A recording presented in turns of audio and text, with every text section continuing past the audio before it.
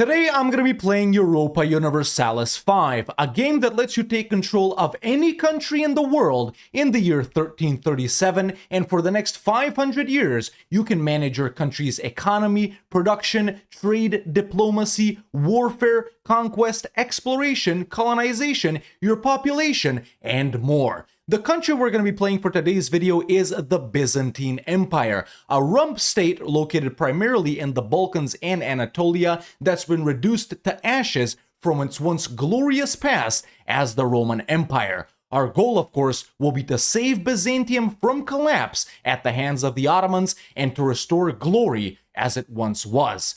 Thank you to Paradox Interactive for sponsoring this video. If you want to get EU5 for yourself, you can check out the link in the description and in the pinned comment. It helps support the channel massively, and you can also use code THEREDHAWK in all caps on Paradox's website to get EU5 or any other game you might like. But now, let's jump in as the Byzantine Empire in Europa Universalis 5.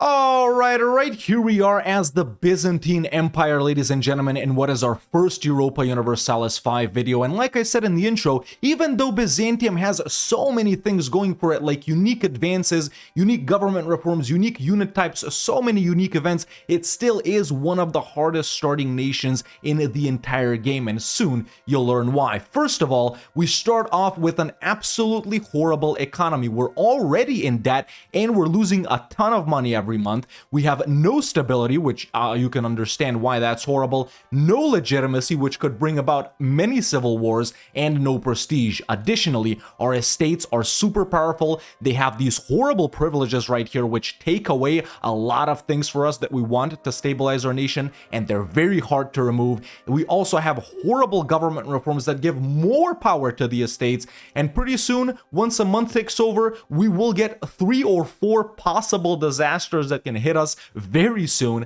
The rise of the Turks situation, which makes the Ottomans super powerful and is horrible for us, and in just a couple of years, the Black Death will start. Is there any positive things about Byzantium? Not at the start. Not at the start. But yeah, to get out of this horrible situation that we're in, there are a couple of things we can do to alleviate it right at the start. Now, first thing, I'm going to go off into our automation right here, and I'm going to automate trade production methods, the construction of buildings. I'm going to let the game close and open buildings for us, and automate resource gathering operations. This won't do anything for us right at the start because we're poor anyway, but later, once we grow bigger, I do want the game to do some things for me. Obviously, if things are automated, it doesn't mean we can't do them as well. Even though all of that is automated, we can do things to it ourselves as well. Now, there are a couple of things we want to do first, and that's to start off researching certain things that aren't unlocked yet. A good thing for Byzantium, though, is we do already have some unique advances for us that are unlocked, such as Byzantine historiography right here for plus 20% cultural tradition, the Heart of Orthodoxy for +1 tolerance of the true faith, along with the Akhritai regiment right here and the Byzantine Cataphracts regiment, which are all pretty nice things that we have going for us, along with the other regular things that have already been researched, you know, before the game started. But yeah, the first thing we want to do as Byzantium right here, man, is research this little bit, a tree right here, which we do want to do construction speed here first, maximum RGO size and rural, more diplo capacity as what we want to have as well, monthly diplomats, and then institution growth and cultural tradition. So since these are the only things we can do at the start, we can queue up all of them. Next, we also need to give our heir a better education. This guy is horrible right here, and there's a very low chance he becomes ruler too, but we still want to do it as well. Basilius Andronicus III right here dies very soon after the game starts, which will most likely plunge us into a civil war. But just in case, we're giving an admin education to our heir right here. Then we can also set some rivals. What I like to do is rival some guys that are far away from us so we don't really have to get involved with them. So I'm just going to do Bohemia, Tunis, Aragon, for example, and someone that's close to us, Naples. Naples is obviously one of our biggest threats because they do have a lot of subjects in Albania and in Greece. Something else we want to do right at the start is pass a law right here regarding the, precious metals that we have in our country, and we do produce some gold over here. We will be conquering a lot more later as well, but at the start we want to do a ban of export. This really won't matter while we're super poor or super rich, but while we're sort of medium-ish, it will matter to have a higher income from minting. Of course, later on we can change this law. However, we are banned from exporting these things, but I do think it's pretty good for us right at the start. Now, the next thing you would normally want to do in a game is grant out some estate privileges. Of course, these guys, aside from their regular privileges, like I just mentioned, start off with these absolutely horrible ones. For example, consolidated corruption of the elites, minus 20% maximum tax and army morale for the nobles specifically. The clergy one, minus 25% maximum tax for them and minus 2 tolerance of the true faith. For the burghers, minus 25% tax for them, minus 5% trade efficiency, and for the peasants, minus 25% tax and minus 25% manpower. As we can see, this one is the cheapest to revoke. This one right here is absolutely horrible to revoke. And of course, we do start out with the Kritai something, which gives us +1 cabinet seats, which is good, but also plus 30% estate powers from cabinet positions. Luckily, we're going to get rid of this soon, and we're going to get rid of the theme system, which is actually also bad, later. So we're not granting out any estate privileges to anyone. We really want to juggle the balance between the estates, the income, stability, and legitimacy. Something we will do though is maximize minting right here until we take it down by just a little bit. We do also start off with inflation. We'll automate the taxation of all of the estates right here. We won't touch the cost of court and stability because it'll flip once the month ticks over. However, we will reduce army maintenance, navy maintenance, and fort maintenance and diplomatic spending as well. So now you can see we're making a little bit of money, but it's also horrible still because we need to fix up the economy even more. So what we're going to do right here is actually get rid of a couple of buildings. First of all, we're going to get rid of some forts. Now this is good because it's going to help out our economy, but also since we are going to get involved in civil wars and stuff like that, we don't want the revolter tag that pops out from us to hold down these forts. So that's why if we get rid of the forts and, for example, revolter, civil war pops out over there, we don't have to siege a fort. I'm also going to get rid of 2 wharfs right here because they aren't really necessary. And even though we have a building right here, the sergeantry, which actually allows us to recruit professional units right at the start of the game, and it is pretty good, I'm still going to get rid of it because it is pretty expensive and we can just build it up when we have the money. We got 200 professional troops. 200, it's not changing anything for us. We're getting rid of these guys as well. Only levies for now. So those are some of the most important things we want to do right at the start of the game. Obviously, we do start off with non-integrated provinces as well. As you can see right here, Upper Macedonia, Thessaly, Arcadia, Southern Epirus. The green stuff is our core. The green striped stuff is our cores in foreign countries. So basically, this will all not needed to be integrated once we conquer it. Yellow are just provinces that we own but aren't full cores. So we do want to deal with the cores right here right at the start. Obviously, you would put the cabinet to integrate some of these provinces, but we don't necessarily want to do all of those. So what I'm actually going to do right here is go ahead and create a custom subject in Thessaly. We're going to make them a fiefdom, and there we go. Later on, we can annex these guys. Something else I'm also going to do right here is manage Epirus and seed them a location. I'm going to give them that location right there. So there we go. Now we only got 2 provinces that we need to integrate. So I'm going to tell one of these guys, first of all, to stabilize the country. This is something we want to do until we get through the disasters. Another one of these cabinet guys, I'm going to tell to strengthen government for legitimacy. Then the third guy can go ahead and integrate a province, one of the 2 provinces like Upper Macedonia. And the fourth guy, which we're actually going to lose temporarily, and soon you'll see why, we're going to tell him to integrate Arcadia. And that's pretty much the setup done. And now that a month has ticked over, we get the Turkish threat, the rise of the Turk situation right here, where they get some insane buffs for them, which enables them to easily conquer Anatolia, and we lose stab, and our Turkish population hates us. Not very nice, is it? Something else that's happened to us right here is we have the 3 possible disasters that we can have start ticking.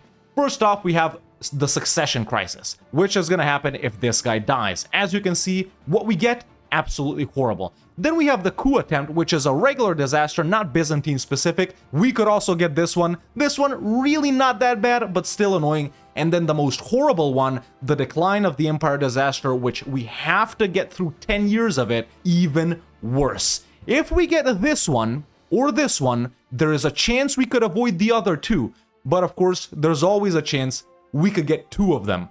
which is the worst outcome. But now that a month has ticked over, we can go ahead and balance sort of the increasing of the cost of the court and increasing of stability. Like I said a couple of moments ago, the most important thing here is balancing the debt and income with the happiness of the estates, with the stability, and with the legitimacy. Those are the four things we want to deal with as Byzantium here at the start. We're not going to be focusing on conquering, nothing like that. Only if we get a lucky situation where, for example, we can go into someone, quick war, in and out, but we don't really want to be messing with that, especially while our estates are not happy. Luckily, right now they are. So let's go. Now at this point, I've set my galleys to patrol the seas in order to increase maritime presence so we can further increase control. As we can also see, control is pretty low almost everywhere except for our capital. But here's something that's actually good for us that happens right at the start. It's basically we decide if we want to remove the reformed Cretai reform right here and swap it with this one. Basically, we remove this one and we swap in this one. So less power for the estates and more crown power for us. Obviously, the corruption in the system must be purged. We will get a couple of events right at the start that make us lose money. However, the thing we get from it is way more beneficial. And as we can see, our ruler's already dead, and Anna from Savoy is our queen regent. So let's get rid of that. Now, while that law, or sort of that reform, is waiting to be passed for a couple of months right here, as you can see, we've lost one of our cabinet slots. But once we pass this, we'll get back our 4th cabinet slot. Now at the start as Byzantium, it's actually pretty hard to ally anyone big that could help you out in your wars. You could ally Trebizond right here and Theodoros, sometimes Georgia too. In earlier patches, I used to ally Serbia and Bulgaria pretty reliably. Their help is actually really good versus the Anatolian Beyliks and versus Naples and Sicily right here. But in recent patches, it's actually pretty hard to ally these guys. Nevertheless, I'm still going to improve relations with them because, well, once we're done with some of these guys, only that's when we're going to fight them. And there we go, ladies and gentlemen. Just a couple of months after the game starts, we have the Byzantine succession crisis disaster that has hit us. This one isn't that bad. It's, I would say, the second worst. Aside from, this one is the worst, this one is the second worst, this one is the third worst. We lose more stability, and this one guy starts plotting a coup attempt against us, basically this guy. So there are a couple of things we can do. The end requirements are pretty much, we need to gain stability and legitimacy, and we do need to sort of get through the civil war. Unfortunately, it is what it is. So that's why stab and legitimacy are the most important thing to increase. It's gonna be a while though. Obviously, now we're making way less money too. But now that we have at least a little bit of money, I can go ahead and hire someone in the court right here, which will, help out the stabilization and the legitimacy, and maybe even the integration once we get more money. Now, you will get a lot of events relating to the estates as well. At the start, the most important estate you want to keep happy is the nobles. And keep in mind, if these guys are extremely unhappy, you can't even add them to your levies. So we want happy estates, but this option right here makes us lose 50% estate satisfaction of the nobles. Hell no, we don't want to do that. We're gonna have to give up some money. Over here, Venice and Genoa want to, be more powerful in the market of Constantinople, which is our primary market, but these leeches are up to no good. If we choose this option, we gain some nice bonuses right here. We don't want to do these three. At least they're building something for us. Right, the earthquake. We can either pay 1,000 ducats or do nothing. It just doesn't stop, man. And there we go. As we can see, the rebels have already started ticking. These are the crown pretenders that will rise up from the highlighted provinces. As we can see, if I didn't delete those forts earlier, these guys would spawn with 2 forts. Yeah, we don't want to siege 2 forts. So something we also want to check right here, at least right now, is the amount of levies that we can raise. 9,500 right now. So that's pretty good. We can beat them. If our estates are all dissatisfied, though, we'll be able to raise like 300 of them, which is not very good. This, however, is a great event you get periodically during this disaster where you can gain legitimacy or stability, and we make these guys happy. I always go with the estate happiness one and the stability. I don't want to decrease the crown pretenders' progress. I actually want to fight the crown pretenders. Now, in my previous runs, Wallachia and Trebizond are some nations that have been pretty reliably been able to ally. Obviously, we start off allied to Trebizond, but I actually can't ally Wallachia right at the start, which is very surprising. Something else we also want to do is expand resource gathering operations in our gold producing province in Polygyros right here, whenever we have at least a little bit of money. Another event event we do want to do right at the start is when it comes to fortifying the Theodosian walls. Yes, it will cost money, but we do gain a level 6 fort eventually right here, which is pretty much impossible to siege. So yeah, let's fortify them again. There we go. We'll also go with this option right here. And now that a couple of years have passed, we can finally call our first parliament. And this is basically where we see if we can do a little poke, a quick in and out war, just to nab some provinces. If not, we don't do it. So let's examine these guys in Western Anatolia. Now, a lot of these guys start off as subjects of Germian, but as we can see, currently they aren't, and neither the Ottomans or them have any subjects here yet. So let's take a look at the Kharassids, for example. They're allied to Germian and the Ottomans. Obviously not a quick in and out war.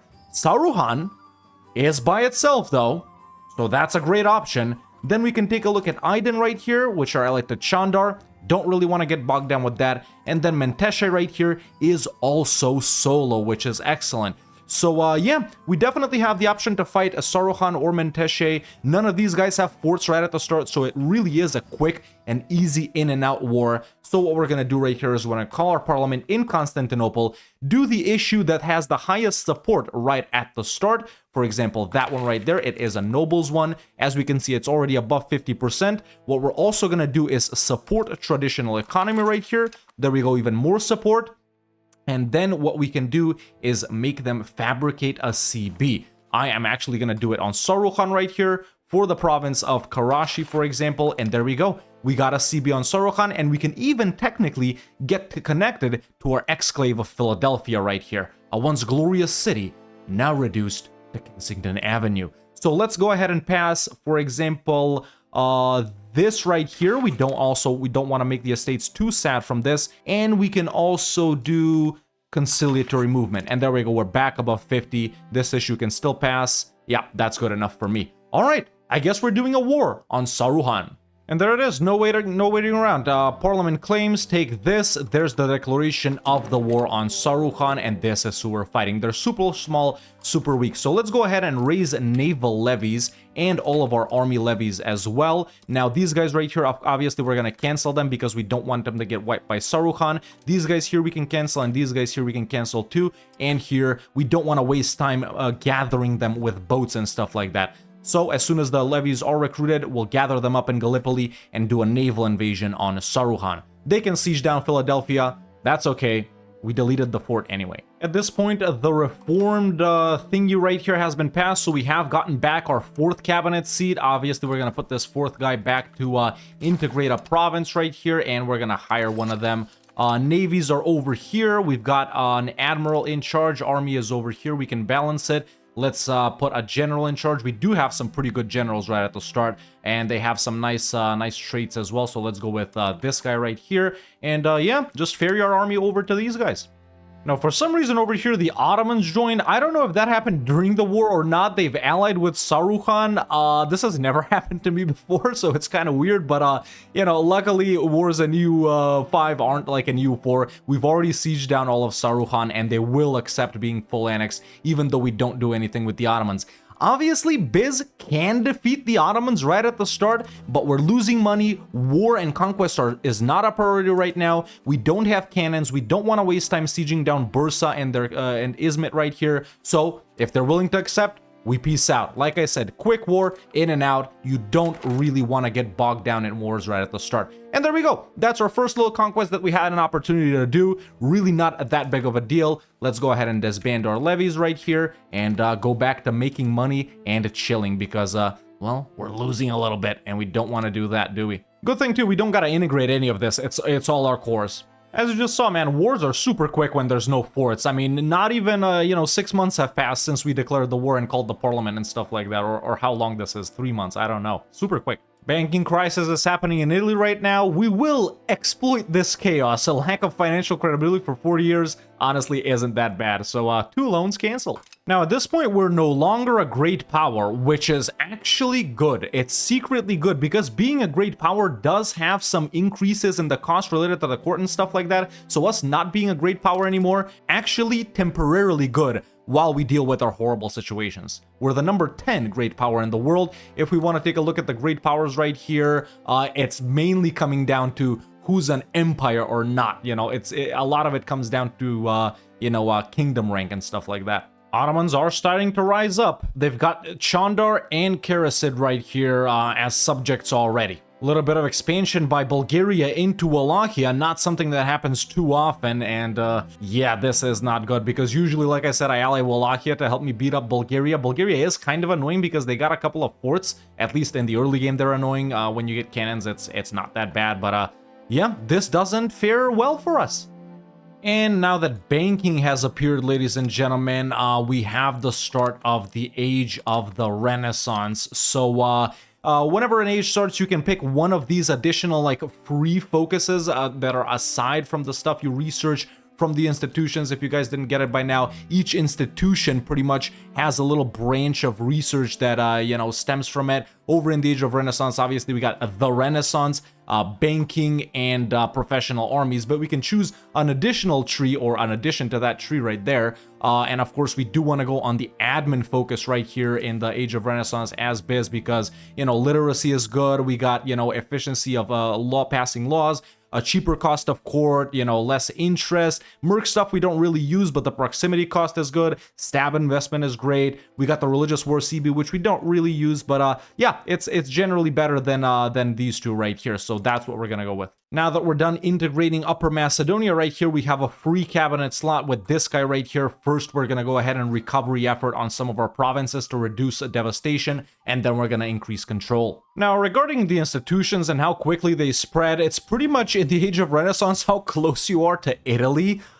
Sure, by trading with some of these markets right here that have the institutions in them, it is quicker for us to get them. Obviously, we can't trade with these guys a little bit. They're a little bit too far for us right now, but even if we do manage to get the institution spread, to embrace institutions, it does cost quite a lot of stability, depending on how much is present, of course. And at the start, we don't really care about getting these that quickly because our neighbors won't get them that quickly anyway. So it's not like the guys we want to fight are going to be ahead of us in tech. Instead, what we really want to use stability on is, well, first of all, fixing our country and not getting disasters, but then we want to spend it on revoking these horrible privileges right here. This one, for example, now costs almost 17, this one almost 50, this one almost 74, and this one is absolutely horrible. So yeah, it's gonna be a while, and that's what we need stab for. Yeah, our most important resource in the first, honestly, 100 years as Byzantium.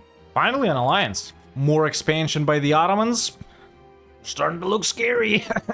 Finally above 0 stability, which I think means we are less likely or unlikely to get some bad events. Down to only 2 loans right now, so stabilizing our economy slowly but surely. Like I said earlier, man, our heir is an absolute buffoon.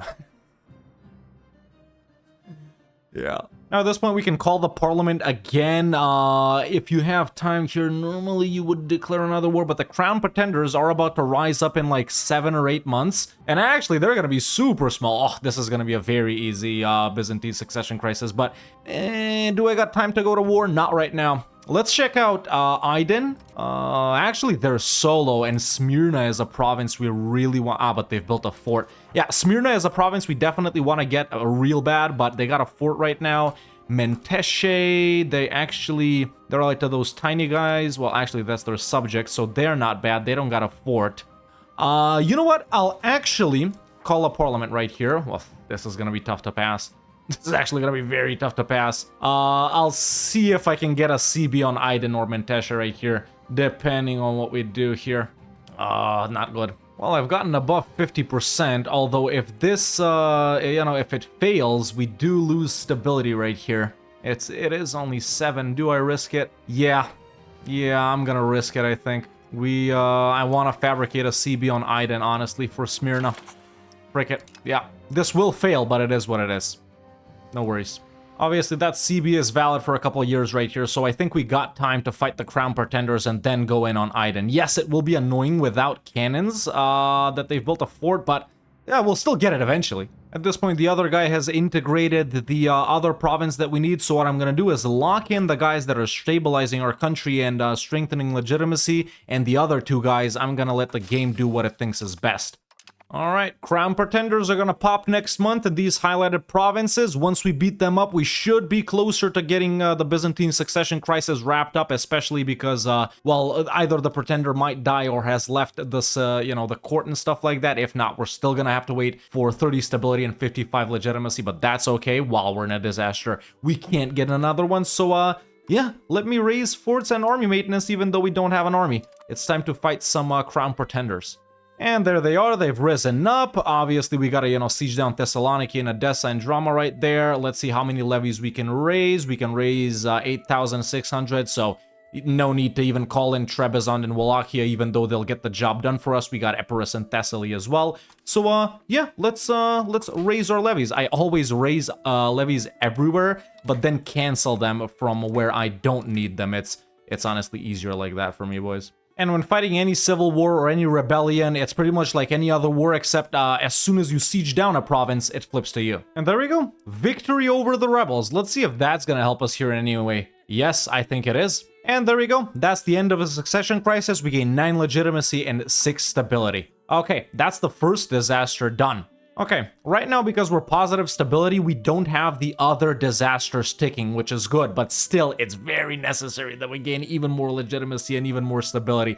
We're not out of the woods just yet. Also, Black Death coming right up. Okay, now we're making a little more money, and I know you're seeing these rebels over here, but none of these guys are problems. These guys will pop out in literally one location. These guys will pop out somewhere, but with like 12 guys, none of this is a problem. We won't even get these 2 guys, and these are just guys that are salty, that we got their people in our country, but, their cultures, aren't accepted, just tolerated, for example. So, yeah. Okay, now about that Aydin situation, they've allied themselves to Menteşe right here, which actually isn't that bad. We could co-belligerent these guys, still only 1 fort right here, so we could pop off a full annex on both Aydin and Menteşe. The Black Death coming right up doesn't really have to do anything with this war. Economy is stabilizing even more now that we're out of that. So, yeah, our CB is valid until, 4 more years. I mean, it would be nice to go in on these guys before the Ottomans do. Would I get any help is the thing. I wouldn't, not from Wallachia or Trebizond. Yeah, tricky. Only because of the fort, and it's not like they can siege me. Let's examine right here some more things. I mean, how many levies can they pull out? Only 2,000, I can do 11,000. Can I actually do 11,000? Not really with the regulars, I mean with my boys 11,000, yes. And also I can land on my own land, then siege them down. Yeah, I think we go for this. I think we fight Aydin and Menteşe. I mean, we gotta take advantage before, before the Ottomans get them. Because there is a high chance they could get them. They usually don't get... Oh my god, wait, Eretnid nobles? No way, you're telling me... Okay, I thought because of the color they were... Ooh, and there it is, folks. There is the Black Death situation. It has spawned where it usually spawns right here. I am playing with it like historical or whatever. Now, before it spreads to you, you can do a couple of options. You can build disease resistance buildings. Obviously, we're too poor for that. And also, we already got a hospital in Constantinople at the start. But what we want to do is procure remedies.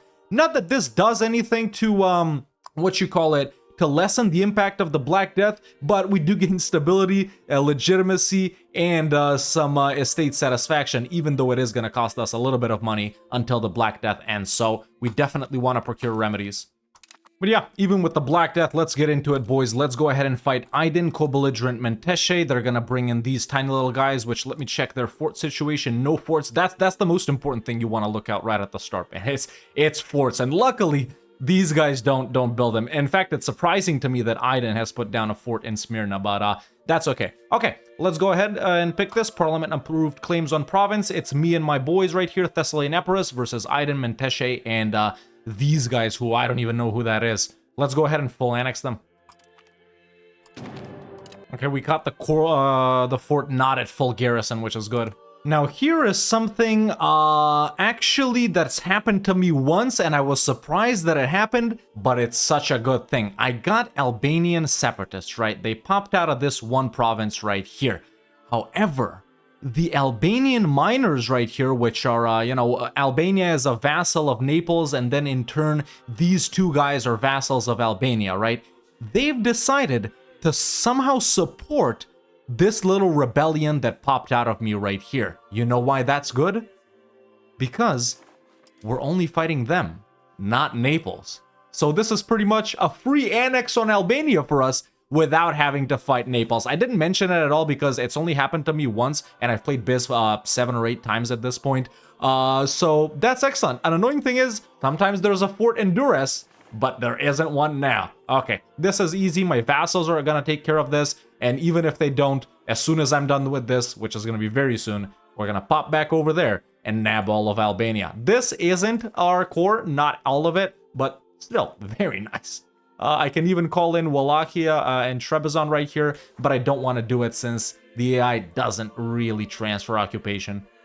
And remember guys, you don't gotta siege down every province, man. Of course, I'm using the paper map mode, and by the way, speaking of the paper map mode, I would use the 3D map mode, but I don't like the tilting on it. I just want it to be top down, so until there's a mod that makes the 3D map mode not tilt, I'm gonna continue playing with the paper map mode. It's not related to performance or anything like that, but yeah, if you find the province capitals, which for example, this one right here, then we got this one right here, you do have to zoom in quite a lot to find them. Everything else gets like auto-sieged, right? So for example, if I siege this, these get auto-sieged, right? Or with these guys, it's almost done, but at this point, the Black Death has started spreading to our location, so there's a couple of more things we want to do right here. We are going to move our court into hiding, even though our court absolutely sucks. We don't want them to die.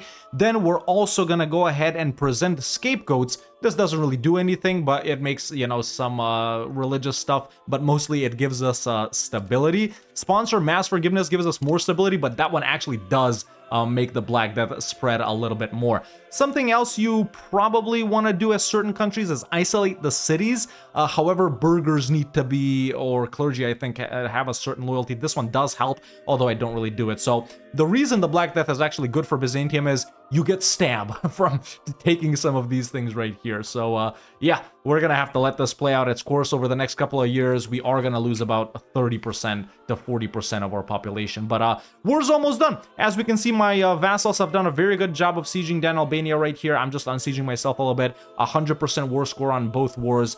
I just need to separate piece Menteşe right here. They will accept. I can't full annex them, so I just won't take these two provinces right here, which are two locations which are in two different provinces. But there's a piece out on Menteşe. You might think this is a lot of aggressive expansion, but it's really not. Only the red guy is super mad. Everyone else we can handle. So there's a separate piece on them right there. A big portion of their country is our cores. This isn't. We are gonna have to integrate it. There we go. Now we can piece out Aydın as well. Obviously a full annex on them, and Smyrna, a very, very good province that we desperately want to have. Aggressive expansion, still not bad at all. So there we go. There's another piece out in Anatolia. We've grown right there. Ottomans are taking power. We still got some guys we could fight.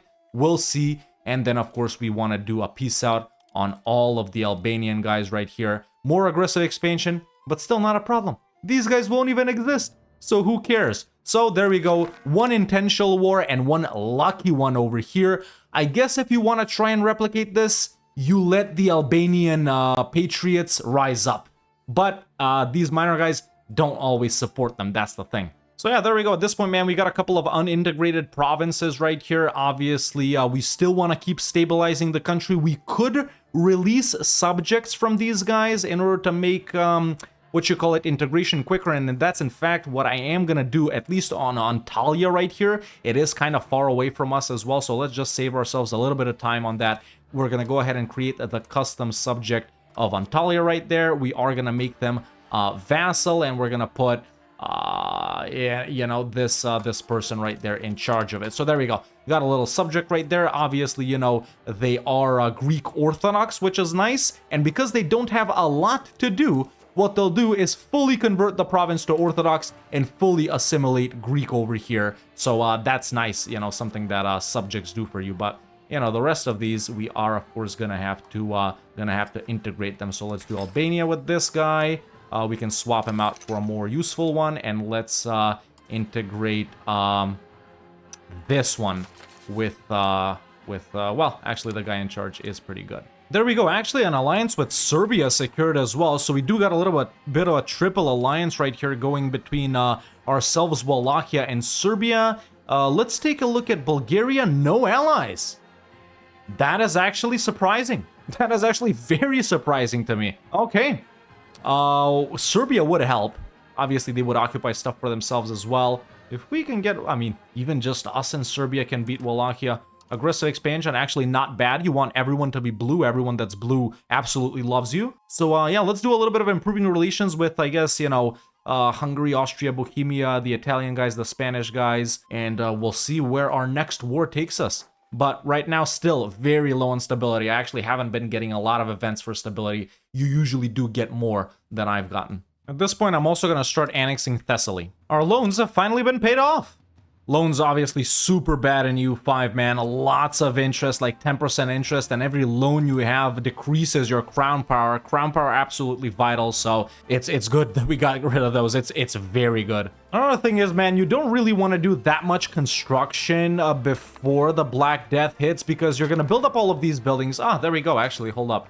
Let me see. Hold up. Yeah, Ioannis V, this guy who's actually not very smart, has taken control, but that's okay. What I was saying about the Black Death, man, you build up all of these buildings, and obviously buildings employ people in Europa Universalis 5. So let's say you start off as some super rich country, right? Hungary or Castile or something like that.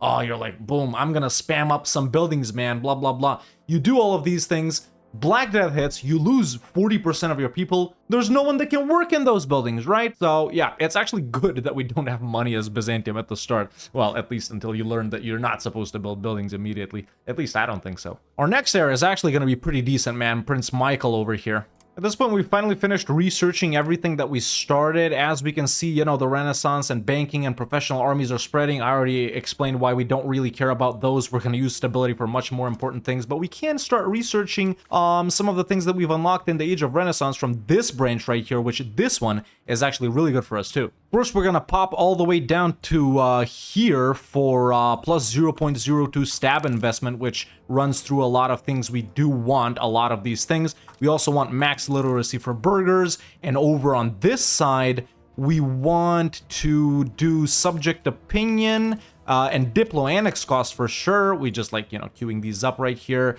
We also want to do peasant levy, which is pretty important because we are going to be using levies pretty heavily, at least for the first third of the game, I would say, and then we can do proximity cost here as well. So 14 things queued up for research. There are a lot of other good things in this sort of like generic, not to call it generic, but this extra research branch right here before we get on to all of this. And for us, man, even professional armies isn't top priority. What we really want the most is actually the Renaissance, because it gives us, we got a unique one right here for prestige, by the way. There are actually quite a lot of unique ones for biz. As you can see in the Second Age and the Age of Renaissance. Pretty cool ones if you ask me. We got some army ones as well, I think. Yeah, here they are. Extensive conscription law. We can do more Varangians and stuff like that. But what we really want the most is the additional government reform and the additional cabinet seat and the crown power right here. Those are some of the most important things you want to get first in the Age of Renaissance. At this point, we can call another parliament. There's really no point in doing any other wars right now. I mean, sure, we could go in for a quick and easy war versus the Hominids right here. They are solo. Some other guys, we could do our Negroponte and Argos, small, easy nations to fight. The Knights, even though they have a fort. The biggest one we could do is Bulgaria, but since it is the Black Death, since we're starting to lose money and pops, let's wait for it to pass and sort of stabilize over these next 5 years and do a parliament issue that will actually benefit our country. However, if there's easy enough stuff to pass, why not get a CB? Am I right? Listen, you guys know I'm a warmonger. Actually, I'm not even gonna lie. That was there were some easy ones right there. The game wants me to go to war, man. What do you want me to say? Okay, do we take out the Hamids right here? Hamidids? Or do we go for some of the Greek guys, or for the Knights, or even Bulgaria? I think I'll do Bulgaria a bit later. It's probably the best that we push in Anatolia, man. Everything we take is something the Ottomans can't take, right? So these guys, yeah, they're solo, man. They're solo. Break it, why not? Fabricate CB on these guys, there we go. Yeah, nice tax base in that province too, actually. The Black Death has already mostly passed us by. As we can see, you know, it's going pretty hard over here and over here. But yeah, quick and easy war versus the Hamidids. There we go. War done. No fort. Take the province. Take the money. Done. That one should be integrated. So what we're gonna do is we're gonna pop out another what you call it, man? another custom subject right there. That should be the province of Hamid, probably? It's not. What is it called? Oh, there it is. Byzantine Hamid. Let's do a fiefdom. I'm seeing another war opportunity over here for Cilicia. They seem to have taken out Cyprus and this little bit right here. They are solo, no allies right now. So, yeah, it might be nice to nab them. I'm actually surprised at the amount of opportunities that we have right here for war, man, especially versus the one with Bulgaria, because a lot of times they do like to ally like Hailik and Kiev and stuff like that. And not that it's hard to fight them, but it's just more annoying than it's worth it in the early game, right? So for example, I take out, you know, some of these guys here, fight the Ottomans, take out this bit right here, let's say it, and then I like to go in versus Bulgaria and Serbia. Usually Serbia I've done first, but in this game, I guess we're going to do Bulgaria first, stick with Serbia, and then eventually betray them when I'm able to ally Austria and Hungary, which we should be able to do in about 50 years. There we go. Black Death is pretty much gone, except for a couple of provinces in France and in Germany right here, so pretty soon it's about to end. A rebellion! 98 Turkish patriots have risen. There's so few of them that they didn't even get one province. They didn't even get one province. Yeah, that happens sometimes. That happens sometimes. Huh, I wonder who declared this. Yeah, Wallachia actually hit Bulgaria. They didn't call me in. Why didn't they call me in? We are allied, right? Yeah, we are allied. They didn't call me in. Damn, I wish I had a CB right about now. At this point, Thessaly's been annexed. Slowly building up the galleys now so we can project more maritime presence. As we can see, you know, it's increasing because these guys, even though they're standing in this one province, trust me guys, they're actually increasing maritime presence, at least, you know, over here. And, you know, for the early part of the game, man, if we take a look at the control map mode, it is pretty weak right now. But if we do manage to fight the Ottomans and take this from them, this right here is sort of going to be the core of our country, because that is where we're going to be able to project the most control in the Sea of Marmara right here. If we take a look at the provinces, it's like Byzantium, the Dardanelles, Biga, Hudavendigar, and Kocheli. So this is sort of our, you know, the core of our country. While, you know, there's still not that many control modifiers. Obviously, we want to build a lot of roads too. Richer countries will have been spamming up roads, as we can see, but since we start dead broke as biz, we still haven't been able to spam them up. But pretty soon, man, every single province in our country is going to have a road. Oh, we got some money. Might as well start building up some marketplaces since we do have people that can work in them. More marketplaces, more trade capacity equals more money. Wow, Bulgaria is actually guaranteeing the Ottomans. I've never seen that. And there's the end of the Black Death. At this point, we can call the parliament again, man. Let's see what there is. I'll try and get a CB on Bulgaria if we can, because they are going to be very weakened by what's happening over here. And depending on what Serbia and Wallachia take, I mean, we might not end up having a CB, but we'll see. Okay, well, they beat up Bulgaria. Wallachia got their stuff back and actually took additional provinces over here in South Dobruja right here. So, yeah, we'll be good to fight Bulgaria. I did build up a CB on another thing on Burgas right here just because I was worried Serbia might take this. But, yeah, parliament issue is obviously going to fail, but we're pretty good to go in on Bulgaria here, man.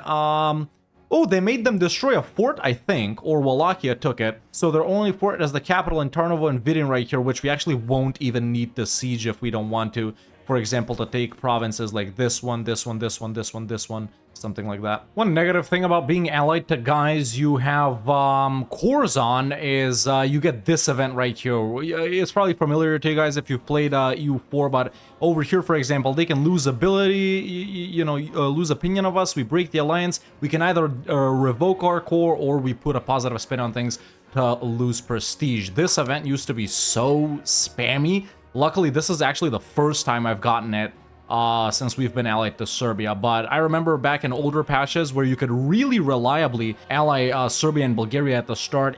I just got spammed with that event, man. We were at 0 prestige for the first 100 years until I grew powerful enough, over here in Anatolia to be able to solo Bulgaria and Serbia and their alliance with some of the Ukrainian and Polish guys. All right, folks, but at this point, we've chilled long enough. I think aggressive expansion, yeah, we're very chill with aggressive expansion with these guys over here, so we can comfortably go in against Bulgaria, retake our cores, and maybe take something else. We are stronger than them. We probably won't even need to siege their forts over here, although we'll see depending on war score and stuff like that. So there we go. There's our declaration on Bulgaria. Surprisingly early. I usually don't fight Bulgaria this early, but hey, if we can grow more powerful here to then grow more powerful here instead of the other way around, like I've usually been doing it, I won't say no to that. I won't say no to that. We just need to wait for some diplomats. Alrighty, diplomats are here. Let's go ahead and declare a war. They are solo. Well, actually an insane general right here, man. 99 with assault ability plus 10, even though we don't assault, but that's okay. There we go, folks. Very quick and easy war versus Bulgaria, man. As we can see, you know, we got quite a lot of war score from battles and from the occupations. We do not need to siege down their 2 forts to get what we want, and this is what I want. I want half of Bulgaria. We're taking Burgos, we're taking Pirin, we're taking the Rhodops, Sliven right here, and that one right there. We got some cores down here, so not everything needs to be cored. Aggressive expansion is chill. Negroponte, Menteche, and Bulgaria will be super mad, but, well, Bulgaria especially, but the rest of these guys, it's really not a problem at all. There we go. Let's also take war reps and as much money as we can. And there we go. That's our first war with Bulgaria done. Now, of course, some of these guys right here might be mad, and of course, we won't get cores because Bulgarian isn't accepted yet. As we can see, if we go into our society right here, currently we're at 241 out of 3 because I tolerate Bulgarian, Turkish, and Romanian. But if I want to, for example, accept Bulgarian, it's gonna use this much instead of using this much. Now, it's gonna take us 5/3, which is actually horrible for cabinet efficiency and stuff like that. So if we ever go over, we really only want to go like 3.1, 3.2 out of 3, right? But of course, later on, we will get more cultural capacity. But there we go. That's our war with Bulgaria done, man. I think I am going to pop out a couple of subjects right here. Diplo capacity, of course, still good. Let's go ahead and create some custom subjects. Let's do Burgos for sure. Hey, Vsauce, Red Hawk here. While this guy's yapping on about whatever he's yapping on about, just a quick reminder that if you guys want to get EU5 for yourself, you can click the link in the description or in the pinned comment, or use code THEREDHAWK in all caps on Paradox's website. It helps support the channel massively. I get a percentage of that. You get to play EU5 and have fun. And listen, we're all happy. Okay, back to whatever he was talking about. Let's just make them a vassal. There we go. We'll add someone mid to govern them. Oh, that's our former queen, right? Our ruler's mother. Well, let's keep her safe. Maybe let's do this woman. Now at this point, folks, something very important has happened. We've reached 95 legitimacy. Great, right? Well, yes, of course it's great, but for one more reason, because now that we have 95 legitimacy, we can finally start revoking these consolidated corruption privileges that all of these guys right have. Yeah, obviously the nobles is most expensive. We're doing it basically bottom to top. So let's finally revoke consolidated corruption of the common people, less power for the peasants, but also more tax and manpower for us. So there we go. That's one horrible privilege revoked. I think our game plan here, man, is gonna be to finish off Bulgaria whenever our truce with them expires, which is actually gonna be relatively soon. You can't create a CB, by the way, on someone you have a truce with, so finish them off. Well, at least this portion here, as we can see, there's a little bit left up here. If we can, if Serbia and Wallachia don't get to them, then we can probably do some minor, guys, just do a little cleanup right here of like Negroponte and their nobles. Argos, even though these provinces suck, you know, and the knights right here maybe. And then I think it will be time to fight the Ottomans. Maybe we can nab Cilicia before that. Pop out a subject here and here maybe. While I give this to Antalya. But let's assess the Ottomans right now. So yeah, no allies. It's just them, Chandar, Girmian, and the Kara seeds right here. Fort situation actually pretty standard. Yeah, they got the 2 forts that they start off with, and this fort also starts, so they haven't been building anything. Yeah, we are gonna fight them before cannons, most likely, though. Okay, that's not bad. But yeah, man, this land right here is just so rich, dude. These provinces, like, if we open up the population, very high population too, and stuff like that. Even though they'll be Turkish and stuff like that, a lot of them, it's really not a problem. Yeah, this right here, these are probably the most important cores you want to get back as biz, but obviously it depends on who the Ottomans get and when they get them, right? Sometimes I've had luck, fought the Kara seeds first, which is awesome. Taken all of this. Ottomans, like, I've locked them out from expansion, but they are fairly strong for 1359 right now, I'd say. We should also probably examine Sicily right here because Athens is like super rich and it is what you call it. It is a city as well. Obviously, we're not focusing on building up more towns and cities just yet, but what I usually like to do is focus on building up this region right here, right? So we'll have like this will be a city and, you know, a couple of towns around here, some more towns over here. Like this is the core of our country, like I said earlier. But yeah, Sicily, Athens, Neopatra, Salona, and they're allied to Aragon. Or wait, hold up. They're allied to Aragon. I don't think they're allied. Oh, they are allied. Okay, they are allied. Yeah, Aragon decently strong, but you know, with the CBs and with how they land and stuff like that, you know, by us controlling just like Athens and these two boys right here, we should be able to take Athens and those two boys right there. Yeah, we'll do that later. Oh, Ottomans fought Genoa. I'm seeing this just now. Either way, I've built up a CB on tiny little Argos right here. They usually ally Negroponte, but not in this game. Yeah, 2 locations. I mean, not a lot to say here, folks. Finally, time to start building up some roads, man. Oh, I like that. In fact, I like that a lot. Excellent, dude. Yeah, we've linked up with Hungary. I want to link up with Austria too eventually. I didn't think it would be possible this early, but that's nice. Let's see, are they seeking to be protected from someone? Where's their alliances? No allies just yet. They wanted to link up with me, but that's good. That's actually very good for when we ditch Serbia to fight Serbia. Oh, as for the rise of the Turk situation, man, which we just mentioned right at the start, this is of course more related to the Ottomans than to us. The only thing it cost us was losing stability and stuff like that. But basically, the strongest Beylik, which 90% of the time is the Ottomans. If they fail, usually it's Eretna, but Eretna seems very weak this campaign. They get various buffs, you know, free vassalizations on these guys. It's very easy to get CBs, whether on Beyliks or, you know, Balkan nations and stuff like that. It's really strong for whoever the #1 Beylik is, the Ottomans. And the Ottomans, in my opinion, are the most powerful country in the game. You know, the expansion is just so rapid, it's insane. Like, as the player, by this point, you'd have, like, probably this, depending on Karaman and Eretna allies, and you probably would have fought Biz by now as well. Serbia has decided to hit Ragusa. Venice is involved in this as well. Venice guarantees Ragusa. However, Venice has been weakened by Aragon.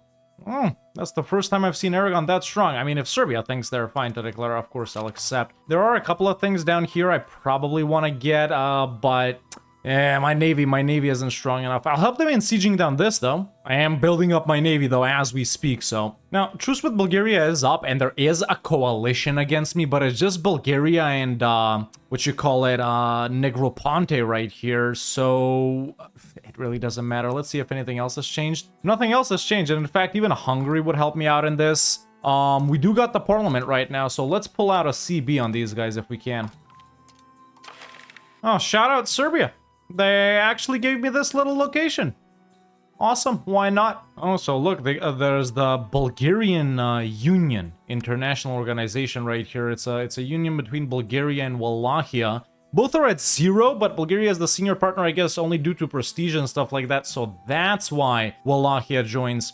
Yeah, I thought I should have declared during this war, because Wallachia showed up and then didn't show up, and now it's back, so yeah, okay, but we're definitely gonna fight these guys, man. Hungary and Serbia would help out. Really not a lot to say right there. Do I even need to call them in? I think I will. There is still a lot of things that we're integrating right here, and this guy is still stabilizing, but we do need to continue with expansion to grow powerful enough to fight the Ottomans, who've actually integrated some of their subjects. I wonder if I can see their control. Yes, I can. Okay, this they just integrated. That's why it's 100 over there. What's mine? Yeah, pretty standard for this time, actually. Okay, yeah, I'm gonna hit Bulgaria. Antagonism slash aggressive expansion is chill, so let's go in. Take this province right here. Gonna drag in Hungary, not Serbia though. We may not declare war upon a country with whom we are in a union due to one or more blockers, but we're not in a union. We're not in a union with anyone. What the hell? This is actually good, and laws isn't something that we've touched on because there was nothing we've changed except for the mining law, or sorry, not the mining law, the Metal Distribution Act. But this is good.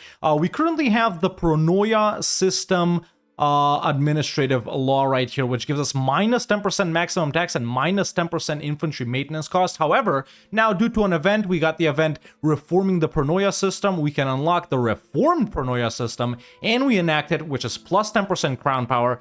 Actually huge. And the other two things are pretty much the same, but crown power, very necessary, definitely worth the 9.65 stability. Let's abolish this old system. Ah, I understand. Okay, so I can't declare on Bulgaria because I'm allied to Wallachia. That's the reason. I mean, I guess we ditched Wallachia. What have we used them for, right? Yeah. Serbia has taken over the Dubrovnik market when they ate up Ragusa, so they took a little bit out of Constantinople. This right here, like, was in Constantinople. Okay, now we can hit Bulgaria. There it is. Declare for Sredets, which is right here. Negroponte and Wallachia come in. I'm gonna drag in Hungary. Hungary is very powerful. I'm probably gonna eat up these guys too. Their nobles have been here for so long, but it's whatever. Not calling in Serbia because of occupations, if I'm being honest. All right, obviously a way longer war since, you know, we actually have to siege down forts this time, but, oh, wait, what's this? Oh, it was an autocephalous patriarchate. I haven't really touched on religion that much either because we're not farming that much religious influence. There is very cool stuff we can do with this later on, so we keep this. There are various, you know, we're the main one, the Ecumenical Patriarchate of Constantinople, right? Most of the Orthodox guys will be in it, but there are also autonomous or autocephalous patriarchates that other people can form for themselves. So if we dissolve this one, let's see, every member of this one, which is not a lot, but everyone else likes me, literally. Or we can keep it. Hell no, we're dissolving it. I can vassalize Wallachia. Let's not do that. All right, I wanted to make Wallachia return this to Bulgaria, but I couldn't find it, or we can't do it. I guess it doesn't matter, but I got war ups and money from them and humiliated them. All right, this is the peace deal I'm gonna do. Yeah, that's not that bad. Let's get war ups and let's get money again. Cool, everyone's satisfied with that. Nice, another patriarchate we can dissolve. Excellent. Okay, we got some pretty rich provinces right there, man. I'm probably gonna pop out a vassal in this one right here, whereas I'm gonna integrate the other two because they're rich. Sure, control is gonna be like super low, and we're not gonna be able to extract that much. But pretty soon we're gearing up for the major construction of roads and the buildings that increase control, bridges and stuff like that. You know, so we'll be good pretty soon. Now, this is something I was waiting to show off because this is very good. So this is related to us being Orthodox. When we have enough, religious influence, we can call an Orthodox synod. Now, there are a couple of options we can choose within this event, and then within those options, there are even more options. For example, if we do this one, we get this one where we can take that, or that, right? If we do this second one, we get this one where we can gain this, which is clergy satisfaction or tax efficiency. This third one is the best, the local synod on administration, because if we do pious prosperity, we gain prosperity, monthly control, and proximity cost. Actually, very nice. Then we got cabinet proceedings for, you know, this right here, this right here, this right here. They're all very nice. And then re-examination of foreign policy. I like to do this one right here the most. The middle ones, they open the books of the local administration, and then to gain pious prosperity for 10 years. So this is nice, something I was waiting for. Obviously, we don't get that much religious influence at the start, but it does start snowballing pretty quickly, and you can call this pretty much, you know, it lasts for 10 years. After 10 years, you can call it again. So it's almost some permanent bonuses in here, depending on what you go with. Ottoman expanded in Cilicia, which is not nice. Yeah. Oh.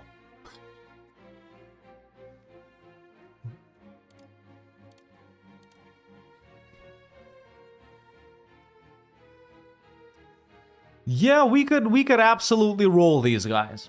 With Hungary, Serbia, and Trebizond's help. I didn't expect Hungary or Serbia to come in. Trebizond usually does come in. I've allied Georgia quite a lot as well. Georgia is willing to help. And also, shout out Georgia, man.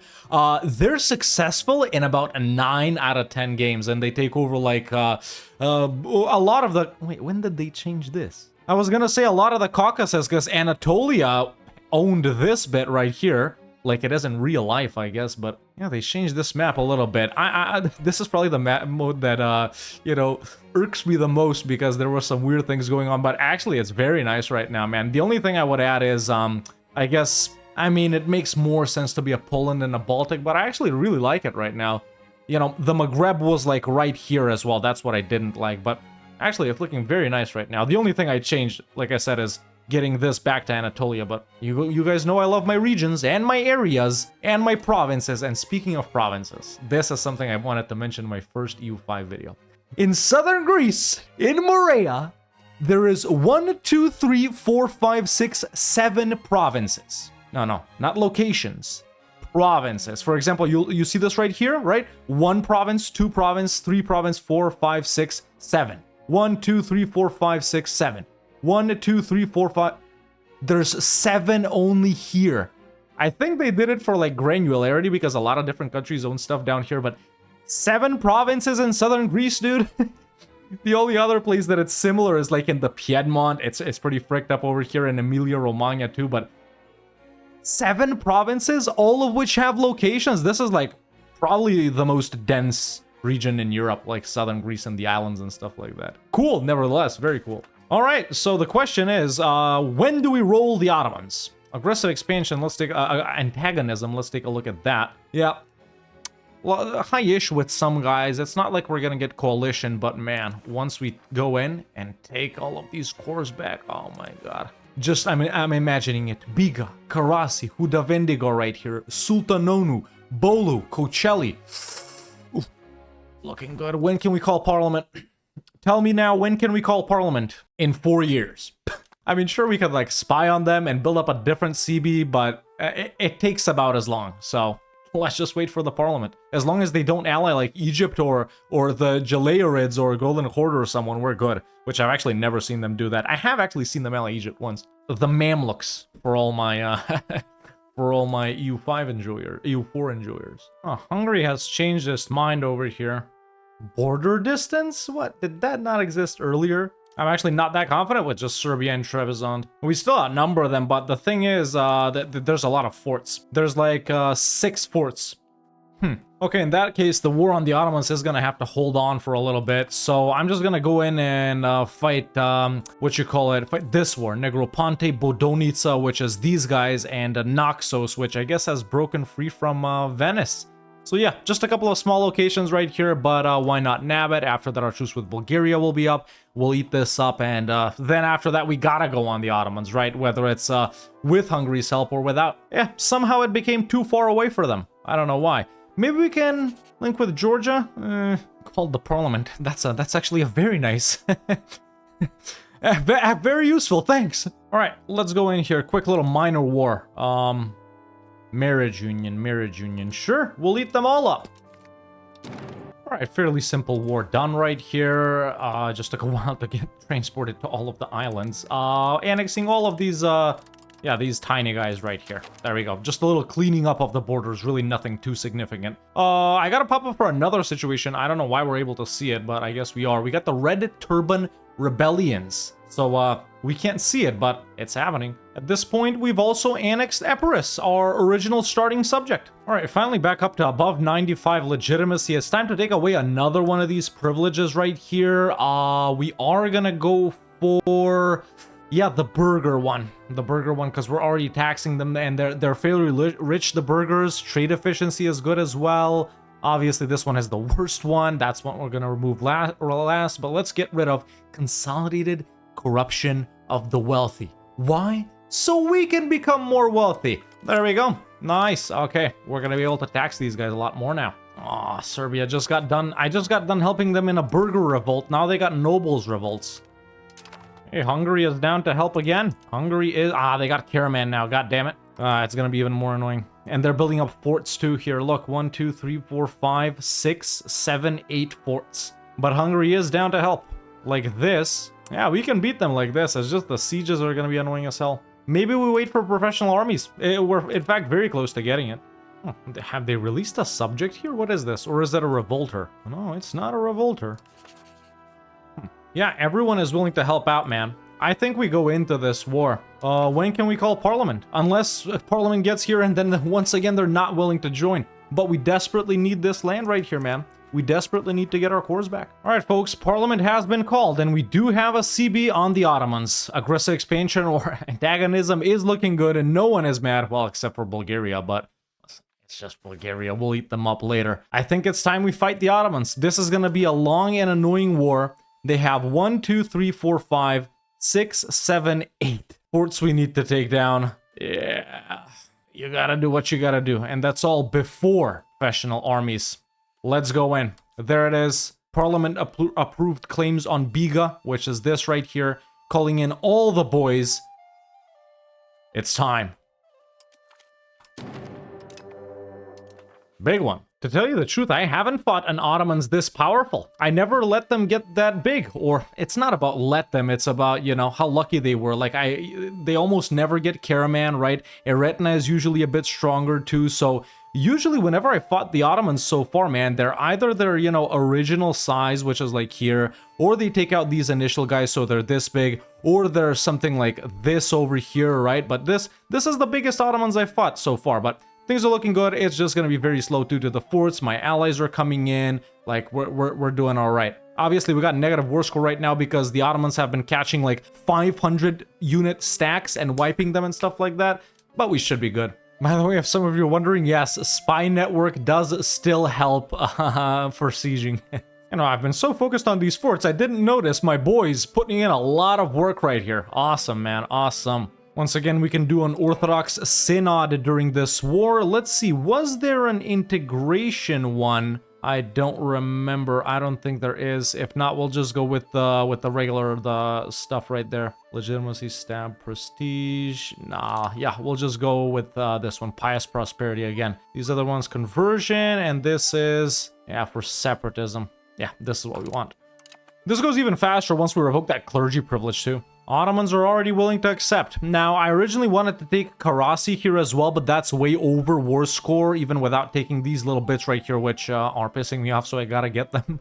But yeah, Ottomans are willing to accept, man. We're also gonna get war reps from them and a little bit of cash up until they're willing to accept, which is about 30 ducats. And there we go.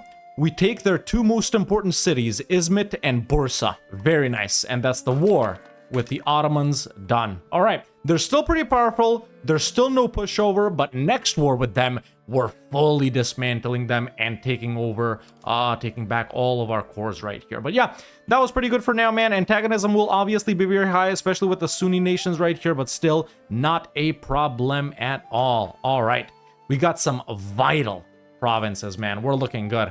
Now the economy is really gonna start roaring. By the way, if you're wondering why we've grown so much, but we're still like the number 8 great power just as we started, a lot of it, man, comes down to these 3 things right here: stability, prestige, and legitimacy. We don't got prestige, obviously, because we're allied to Serbia, and we don't got stability because we keep using it. Coalition? Everyone loves me, dude. Really, only Venice and... oh my god, Venice is like these 3 provinces down here. Okay, well, I know I can wipe them out in my next war with Bulgaria, but look, antagonism, not a problem, man. Let's even improve with Eretna. Not a problem at all. Yeah, and as we can see, man, this is already becoming the core of our country right here. You know, control is fairly good. Immediately, we're starting to project more and more along the coastlines. Smyrna, like I said, a very, very valuable province. You know, it is always high control over here and stuff like that. So, yeah, we're looking good. Obviously, this Bulgarian stuff, we're not extracting anything out of it. But, soon. By the way, the Renaissance, banking and professional armies are already present, man. We just don't got the money or stability to embrace it. So we're chilling. As you can see, it wasn't a problem to beat up any of our immediate neighbors. So it's not really that necessary for us to get that quickly. We're still researching down this, default branch, so to say. I'm actually gonna grant a privilege now, which is common militias to the peasants. We get bigger levies, which is nice.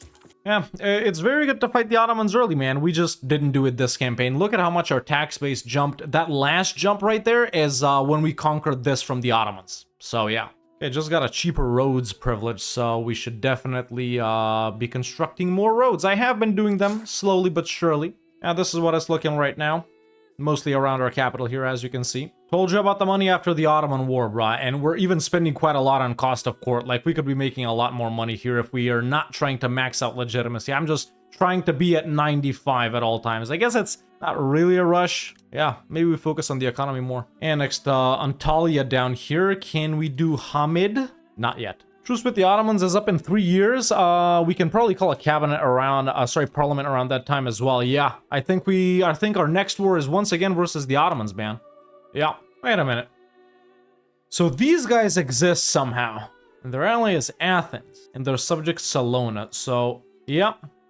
We've just found a way to fight Athens without fighting Sicily, which is awesome, man. Like I said earlier, Athens, a very, very wealthy location right here. Nice tax base, pretty high population, already a city. Yeah, I still think Ottomans take priority, but let's hope we can do that after that. You know, my biggest pet peeve about playing Biz is how kind of annoying these islands in southern Greece are to conquer. And by the way, this is like super expensive to take from Achaea, man. But yeah, we'll get there when we get there. Like, I'd rather fight the Ottomans any day than any one of these guys down here. A little 3D map action for anyone that made it into the video this far.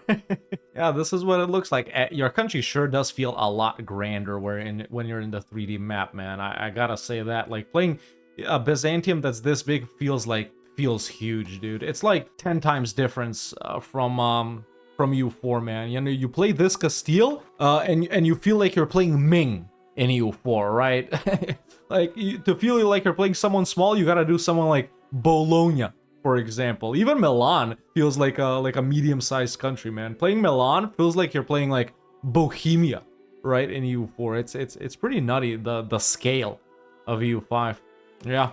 I get easily overwhelmed with big nations, so the flat map also helps me a little bit with that. The way you do this is you turn on flat map always on in the settings. Yeah, but if someone comes up with a mod like this that keeps the 3D map top down all the time, I would totally play with the 3D map. Yeah, I just don't like the tilting. It's kind of hard. Like, I was playing Milan and you can't click in these Alpine provinces. It's about time we turn this into a town. Control's starting to look better and better, man. Yeah, very nice. The Knights, they wanna do stuff in my country. So whether we like it or not, they start constructing one of their castles in this province right here. They extract, you know, kinda money and stuff like that. So yeah, we'll fight the Knights soon. They're actually not powerful at all. They're just allied to Bulgaria. But like we said, you know, regarding Athens and Bulgaria, and now the Knights too. Ottomans are priority number 1. Ladies and gentlemen, the truce with the Ottomans is up. I've called a parliament. I have a CP.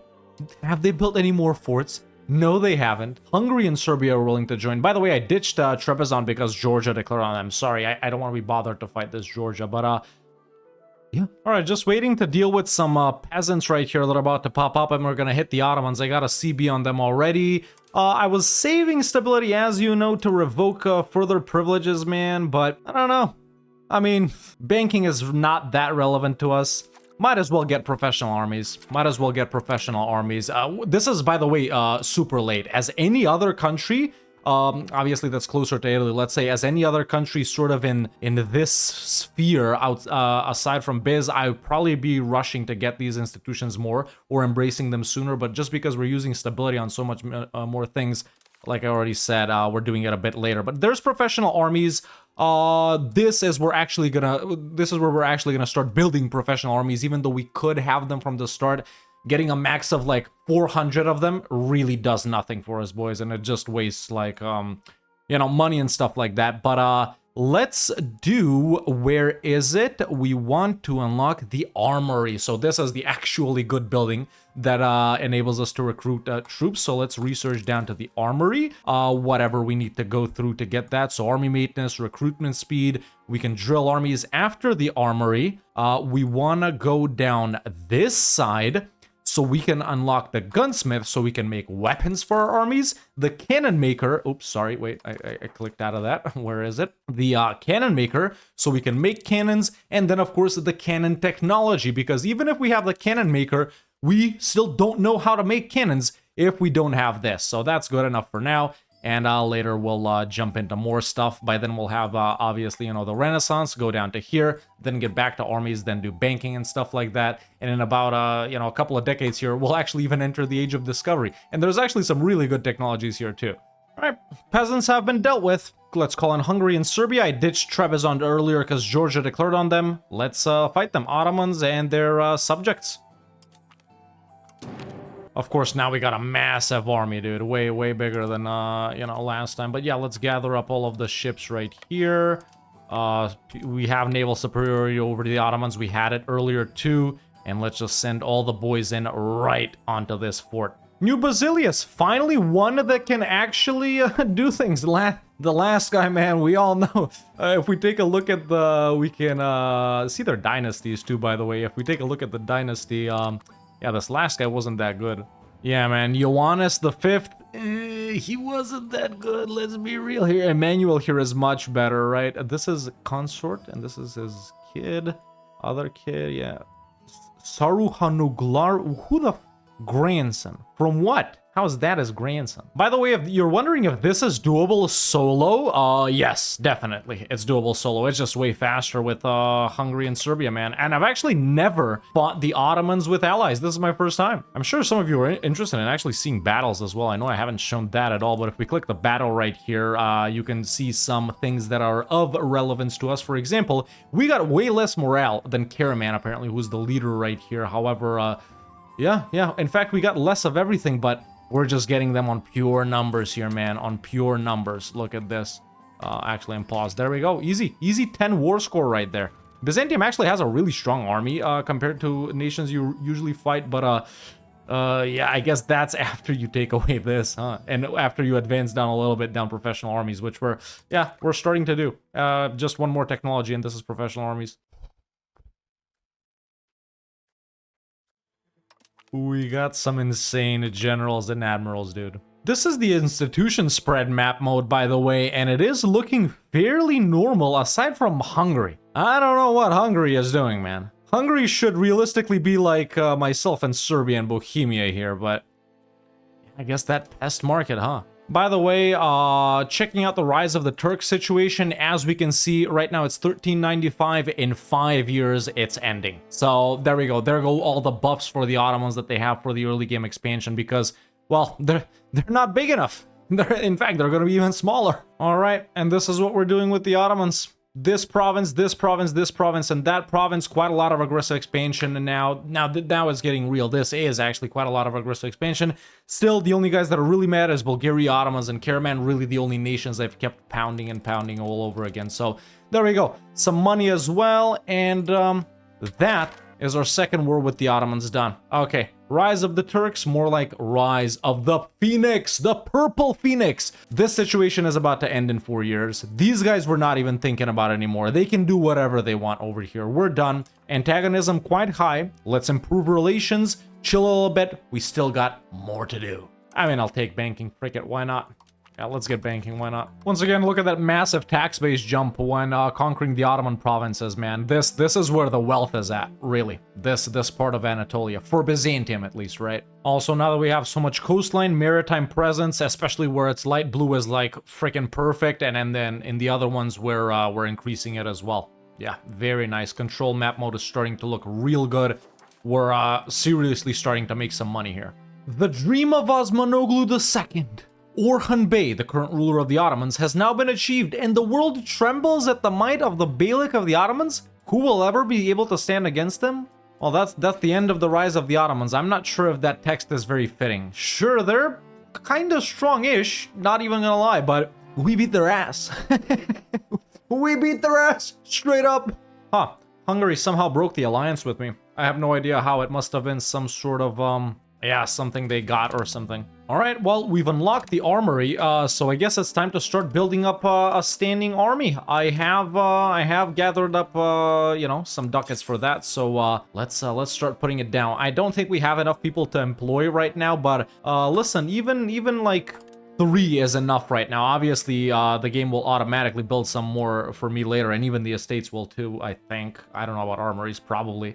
But yeah, that should be enough to build up a standing army of around, I guess we'll see how much. Yeah, but we're still going to continue to combine, you know, the standing army with levies and stuff like that. It's just that now we can actually build a standing army of a significant size to where it's relevant. Whereas starting off with those 200 guys And, you know, if we build up 100 or 200 more, they really don't do anything. But yeah, levies, man, they're still going to be fairly important for this next age too, the third age too. Serbia had a pretty interesting idea here. So I was actually taking a look at whether if we should fight Athens over here because the parliament is able to be called. But I'm looking at these guys and I'm like, okay, Sicily doesn't really have that many allies, but they actually, along with Athens, Croatia, and the Pope, do have a pretty sizable standing army. It's not like they're gonna kick our ass, but it could be tricky. And of course, the Pope has some subjects as well. So I was like, okay, let's not do that. But Serbia, in all of their wisdom, did decide to declare that war. Now, Serbia, not good with alliances. I did want to break my alliance with them anyway.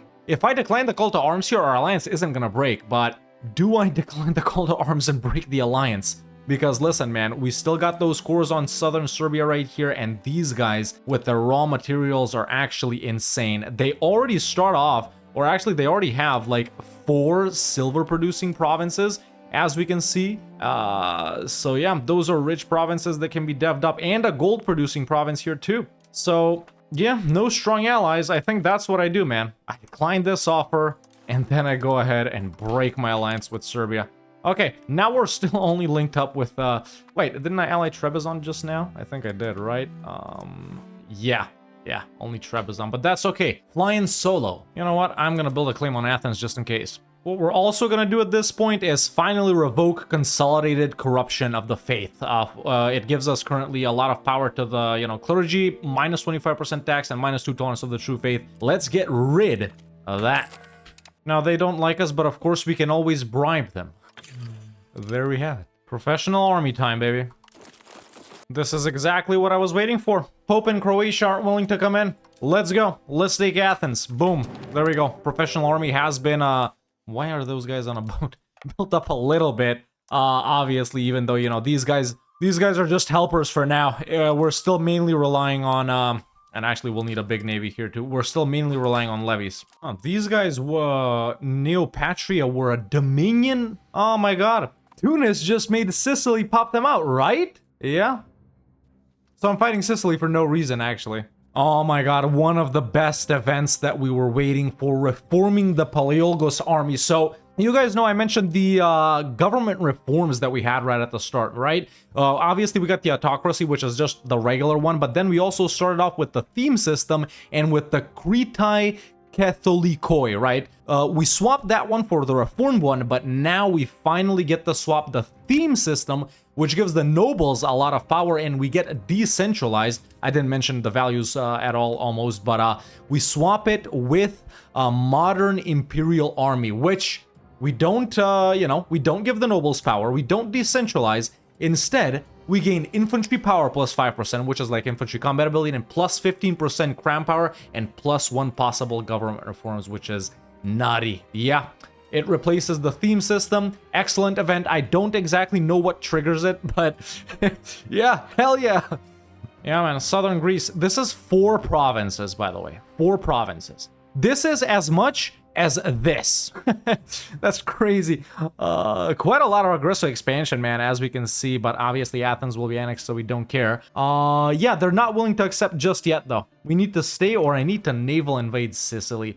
Ugh. Oh, wait, no, ugh, they don't have a navy. Well, let's go then. Excellent. This is another good event too. I'm guessing these events, this one and this one, they're mainly like after 1400s, but we finally get to destroy the Galata and Venetian quarters in Constantinople, which they give bonuses to Venice and Genoa. You guys know your history, I'm assuming. So Constantinopolis only belongs to Basilius Emmanuel II. Yeah, lots of cool things happening during Emmanuel II's reign, I gotta say. I can't believe I gotta naval invade Sicily.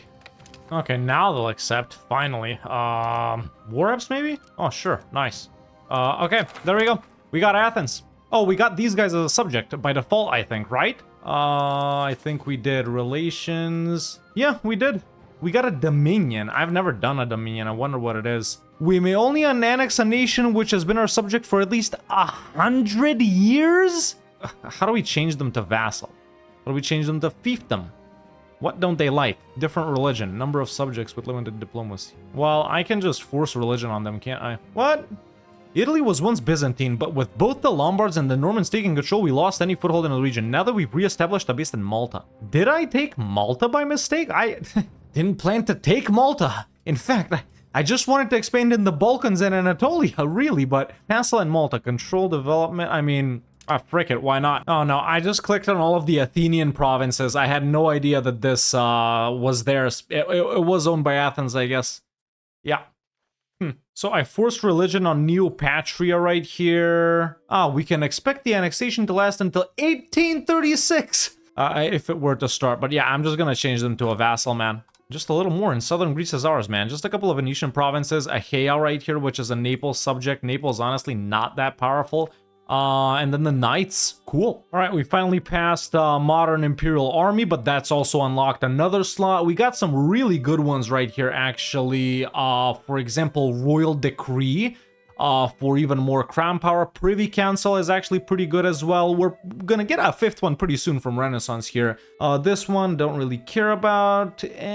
Subjects is good. This one's more defensive. Don't need that one. Levy size is good. Not building foreign buildings. Diplo rep is nice. I guess this one's more religious. Yeah, these are the two I want the most, man. Royal Decree and Privy Council.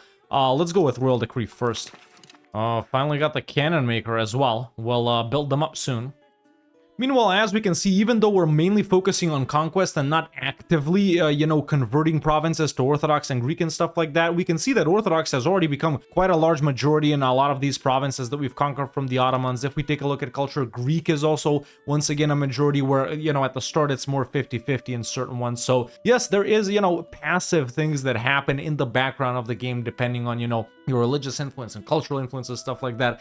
But yeah, if you do this manually, obviously, it's a lot faster. It's just, we've been pretty much focusing on integrating because, you know, we're kind of going brazy with conquests here. Well, finally built up a cannon maker, and we can, well, we can make some cannons. I'm running 10-4 right now. There's really no army composition. I mean, and not that I'm giving you tips, this isn't a guide or anything, but there's no real army composition in EU5. It's like, you know, it's, you got the frontage, which is used up. It's 4 out of 10, so it comes out, at least in this early portion, to about like 20, you know, 20-something infantry regiments, a couple of cav regiments, and then, you know, 5, 6, 7, 8 cannons. It's kind of tricky, you know. Yeah.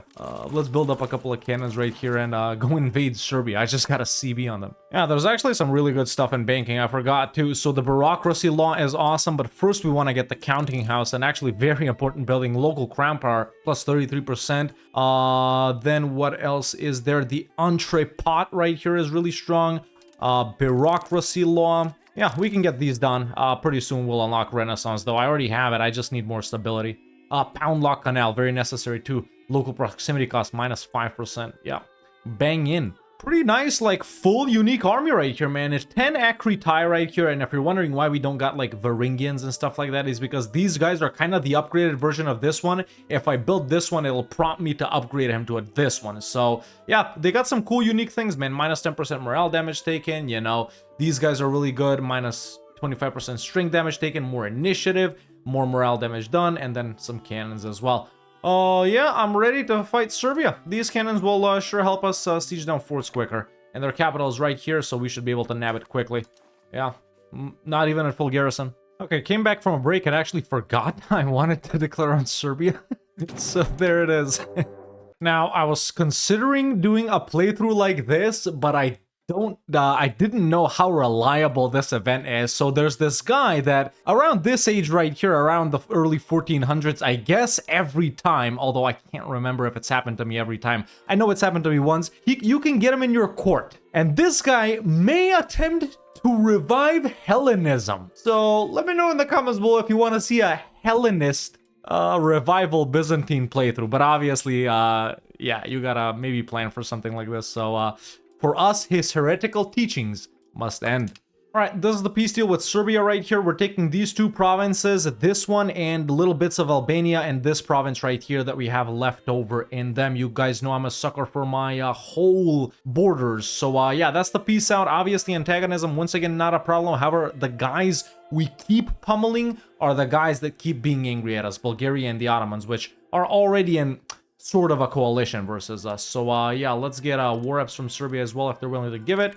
some money, and there we go. There's the peace out, man. Not a bad war at all. Perfect. A lot of these are already our cores, not a lot to core up. I'm enjoying that. Oh, Naples formed 2 Sicilies. Ah, finally. Counting house. It's so funny to me that when playing as Milan, I've done a couple of campaigns as Milan as well. They're probably my favorite country in Italy so far. All the things we're doing like now as Byzantium, we're doing like 70 years ago as these other guys, right? We're building up all of these control and economy buildings and stuff like that. But yeah, I guess that's what's unique about the Byzantine start, man. Like you guys saw at the start of the video, just there's lots more things to take care of. We've passed the reform for the bureaucracy law. Obviously, centralized bureaucracy is pretty much what you want to go with any country, let's be real. Minus 20% road building time and plus 0.1 monthly progress to centralization. Now, you can't really influence these values too hard, at least in the early portion of the game. As Byzantium, you could bump autocracy real hard, which sure gives us discipline, but the nobles are way more powerful. Plutocracy, I guess, is sometimes better, but I don't know, this isn't a guide after all. But yeah, we do want to steer more towards centralization because of that crown power. Obviously, any country in the game in the early point will steer you towards decentralization, you know, depending on how big you are. But yeah, let's call our little synod right here. I love pious prosperity. Yeah, Trebizond, I'm not getting involved in this, bro. Like the Jaelirids and basically all of these guys are their vassals, right? And they're not like super powerful or anything like that, but unless I'm fighting them, I don't want to have to deal with them, right? If I want to hit Eretna later, obviously we can take them down by just sieging down these 2 forts, but Trebizond calling me into this, I'm sorry, I'm not fighting 98 different nations, man. I'm gonna decline that. Finally unlocked this actually very nice building. Okay, since all of these guys are in a coalition with me, and if I fight one of them, I gotta fight all of them, let's go ahead and fight Venice, because they have no allies. Yeah, they're not that big, just a couple of provinces over here in the Mediterranean. They've been defeated over here by Aragon, like we noticed earlier. Salzburg has taken some provinces, Serbia, Croatia, yeah, lots of guys. Venice, not that strong in EU5, I gotta say, man, not that strong. Like the most annoying nation to fight in northern Italy is probably Verona. Southern Italy, well, I don't gotta explain it, but yeah, let's fight Venice. And we've absolutely crushed Venice. We're taking Rhodes, we're taking Naxos, Messina, Laconia, Crete. Yeah, we're chilling. Venice isn't gonna exist after this, so very nice. Okay, we're at least someone in Crete. It's, there's usually no point. Wait, Venetian, I was about to say, and there's no point releasing someone in like Greek Orthodox provinces, but they've converted all of this to Catholic down here. And Venetian, and Catalan, and worst of all, French. Now, we are at 99 stability, which makes it very nice for us to be able to revoke consolidated corruption of the elites here, but let's take Renaissance, man, because we finally wrapped up the things we wanted to wrap up, like the main things, from banking and professional armies. Ideally, we'd get Renaissance first, but we didn't. I don't know why it took so long. It usually doesn't take this long, but there it is, man. Probably the most important one you want to unlock right at the start. So there it is. +1 possible government reforms. Then we have +1 cabinet seats and plus 10% crown power. I love it. Yeah. Yep, we got some cool, unique ones down here as well. Diplo capacity and monthly research as well. Now I gotta figure out which of these had the culture's capacity, man. I say that as we're staring at it. It's right after crown power and this right here. Okay, we want that to be able to promote or accept some more. Actually, man, might as well push on through to these, right? What's your favorite country? Mine is the Mamluk Sultanate of Egyptian Pretender Rebellion. What happened here? Did the pretenders get pretenders? Doesn't matter to me. They're still the strongest motherfrickers around, you know? But we finally researched the additional government reform slot. As you guys know, we added royal decree earlier. Now we're gonna go with the Privy Council. Plus 5% tax efficiency. Although, wait a minute, this one does lead us towards decentralization. Feudal nobility is nice too for loyalty of subjects and noble satisfaction, but yeah, I don't know. Is that one the best? I mean, food production is actually very nice too. Yeah, let's go with agricultural cultivation instead of the tax one. It's only 5% and it decentralizes us, so why not? But at this point, folks, we have chilled long enough. Aggressive expansion is pretty chill aside from the guys that are in a coalition against us. However, I think it is time to wrap up southern Greece right here, take care of Morea and some of these islands right here by declaring on the 2 Sicilies. Now, 2 Sicilies, is quite annoying to fight. We would have fought them earlier, you know, for the bits in Albania had we not gotten lucky with that whole rebellion situation. But still, man, just looking at this declaration, it really shouldn't be that bad, right? I mean, they got Achaia right here, which will actually declare on. They're bringing their ally Foix, which is tiny, and they got 2 other tiny vassals, and then this Provence, which isn't that strong. Their navy isn't that strong. They don't have a standing army. Sure, they could summon up levies and stuff like that. But listen, it's time. Could 2 Sicilies have advanced way more down professional armies and have a stronger army than us? Of course. But here's the thing. We don't care. We don't care. So let's go ahead and build up a CB. Look, dude, there's actually 5 different provinces here. You know, I mentioned the expensiveness of taking southern Greece earlier, man. It's expensive. It's expensive. You know what's the best part about this war that we're gonna do? No forts. Actually, with this synod right here, I'm gonna go with this option, which increases the speed of integration and war on different religion cost minus 10%. So let's swap out of the control one for a little bit. Control is looking pretty nice, man. It does increase the more you progress further along. We're building various buildings right here that increase, for example, you know, proximity cost and stuff like that. For example, the bridge, right? The bridge. We got movement cost and local proximity cost. So, yeah, we are extracting quite a lot from our country. Tax base looking mighty fine, if I do say so myself. But forts are garrisoned up. Let's go ahead and declare on Achaia for the conquest of Achaia. I obviously have no allies. I do got a couple of subjects that we're annexing all of them. You can't see it because it's right behind me right here. But, yeah, let's hit the 2 Sicilies. Now, we're declaring war with good relations right here, but it's actually quite hard to get rid of good relations, even if you, like, scornfully insult them and stuff like that. So, yeah. You really gotta look out for navies when fighting these guys, man. Yeah, that's what you really gotta do. Where are they going? Oh wait, I got no words on the sea tiles. Well, not, you know, unless I hover over them. Look, this is like 70% war score. That's actually crazy. So just landed into 2 Sicilies, doing a land invasion now. Kept 1 army back in case they somehow find a way to land, but I am blocking them off over here, and I think the most of their boats are over here. I already beat up quite a lot of them. We're good on war score, just sieging down the province capitals. At this point, we've unlocked our 5th cabinet seat, which is very nice. Obviously, with so many provinces to integrate, we're gonna keep doing that, right? You know, we haven't really been at peace, so we can do a lot of these other things, and there are so many other cool things to do, especially assimilate pops into our culture and, you know, what you call it, convert provinces. But, yeah, that can be done at peace. That can be done at peace. Let's do, that one should be quick. Easy battles too, forming quite a lot of war score. As we can see, these are the numbers right here, dealing a lot of casualties. Our army is, you know, far superior, not even on numbers, but, you know, compared to someone who's in Italy and who should have all institutions super early and who should be way ahead of me in research. I mean, we're still researching the same amount, but they can start progressing down a certain tree faster than me. Yeah, 2 Sicilies, more like 2 jokes that are easy to... And that's it. No need to even progress with this war further unless they don't want to give me war reps. I'll progress for war reps. Yep, 1 more easy dub, and there we go. So we take all of their possessions located in the Balkans, ladies and gentlemen, along with war reps, and let's see how much money they're willing to give us. Actually, quite a lot of money. Oh, I can take 100% war score. That's very nice. And there we go.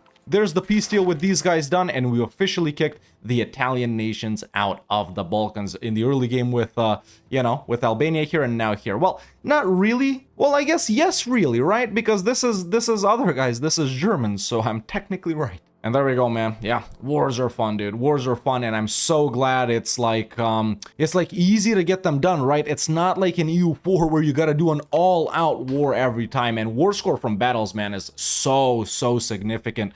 At least in the early portion of the game, right? Where not everyone has that many forts. You siege down the provinces, start farming war score from that, then you do some massive battles. Like I got 18% or 17, whatever it was, with me going in with 21k on what was it, like 16k, right? That's mega war score. Obviously, like 100 years earlier than this, it would be like 3 or 4k versus 1 or 2k, but it's still the same amount of war score, which is very nice. By the way, if anyone's interested, this is our location ranks map mode. I haven't been focusing too much on this, but as we can see, this is sort of the core of our country, so lots of cities and towns concentrated over here as well, quite populous. Smyrna is a city, so is Prusa right here, Nicomedia, our capital, Thessaloniki, of course, Athens at the start, lots of, you know, if we go over into the ledger and go into locations, sort by population, we can see, you know, actually Constantinople isn't even our biggest city. Wow, that's interesting. But yeah, you know, just upgrading some large rural settlements into towns because, you know, the stuff they produce isn't that crazy, right? Some with good goods you would want to leave, you know, with rural settlements and stuff like that, with RGOs, or it's you know,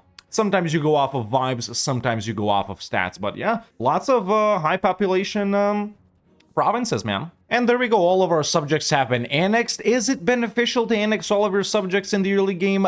Usually not, depending on where they are. You know, I like having nice borders and stuff like that more than I like min-maxing my stats. So, you know, if it's somewhere that it's low control right here, for example, this little piece of land right here, right?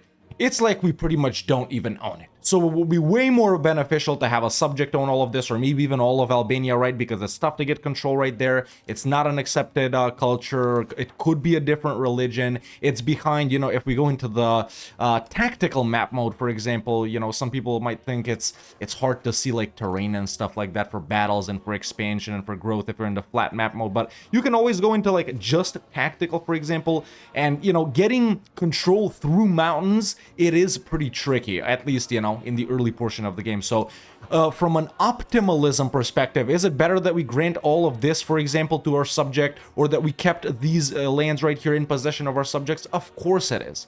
Of course it is, right? But sometimes, you know, you don't gotta do everything optimally. Basically, what I'm trying to say is, because of low control, we're not really extracting anything from this land in terms of monetary value, whereas our subject would, because it would be their land, you know, their culture, their religion, and stuff like that. Because they're small, they have high control, and we'd make more money from the, you know, the stuff that they're paying us from them being our subject than we are making from, you know, just us holding this land directly. And, you know, for most nations, expanding via subjects is like the way to go. But for example, as Byzantium, the stuff we're doing over here, a lot of it is Greek Orthodox, right? You know, with the exception of, let's say, this Bulgarian stuff right here, a lot of this, what we own, it is more beneficial for us to just directly core it, because, you know, it does core faster if it's our culture, if it's our religion and stuff like that. This is what our road network is looking like right now. If you guys are interested, you know, at the early portion of the game, I do like building them out from the capital, because, you know, a lot of your control stems out from the capital. So, yeah, pretty soon in this next stage right here that's about to come up in a couple of decades, you do unlock, or you can unlock the level 2 road,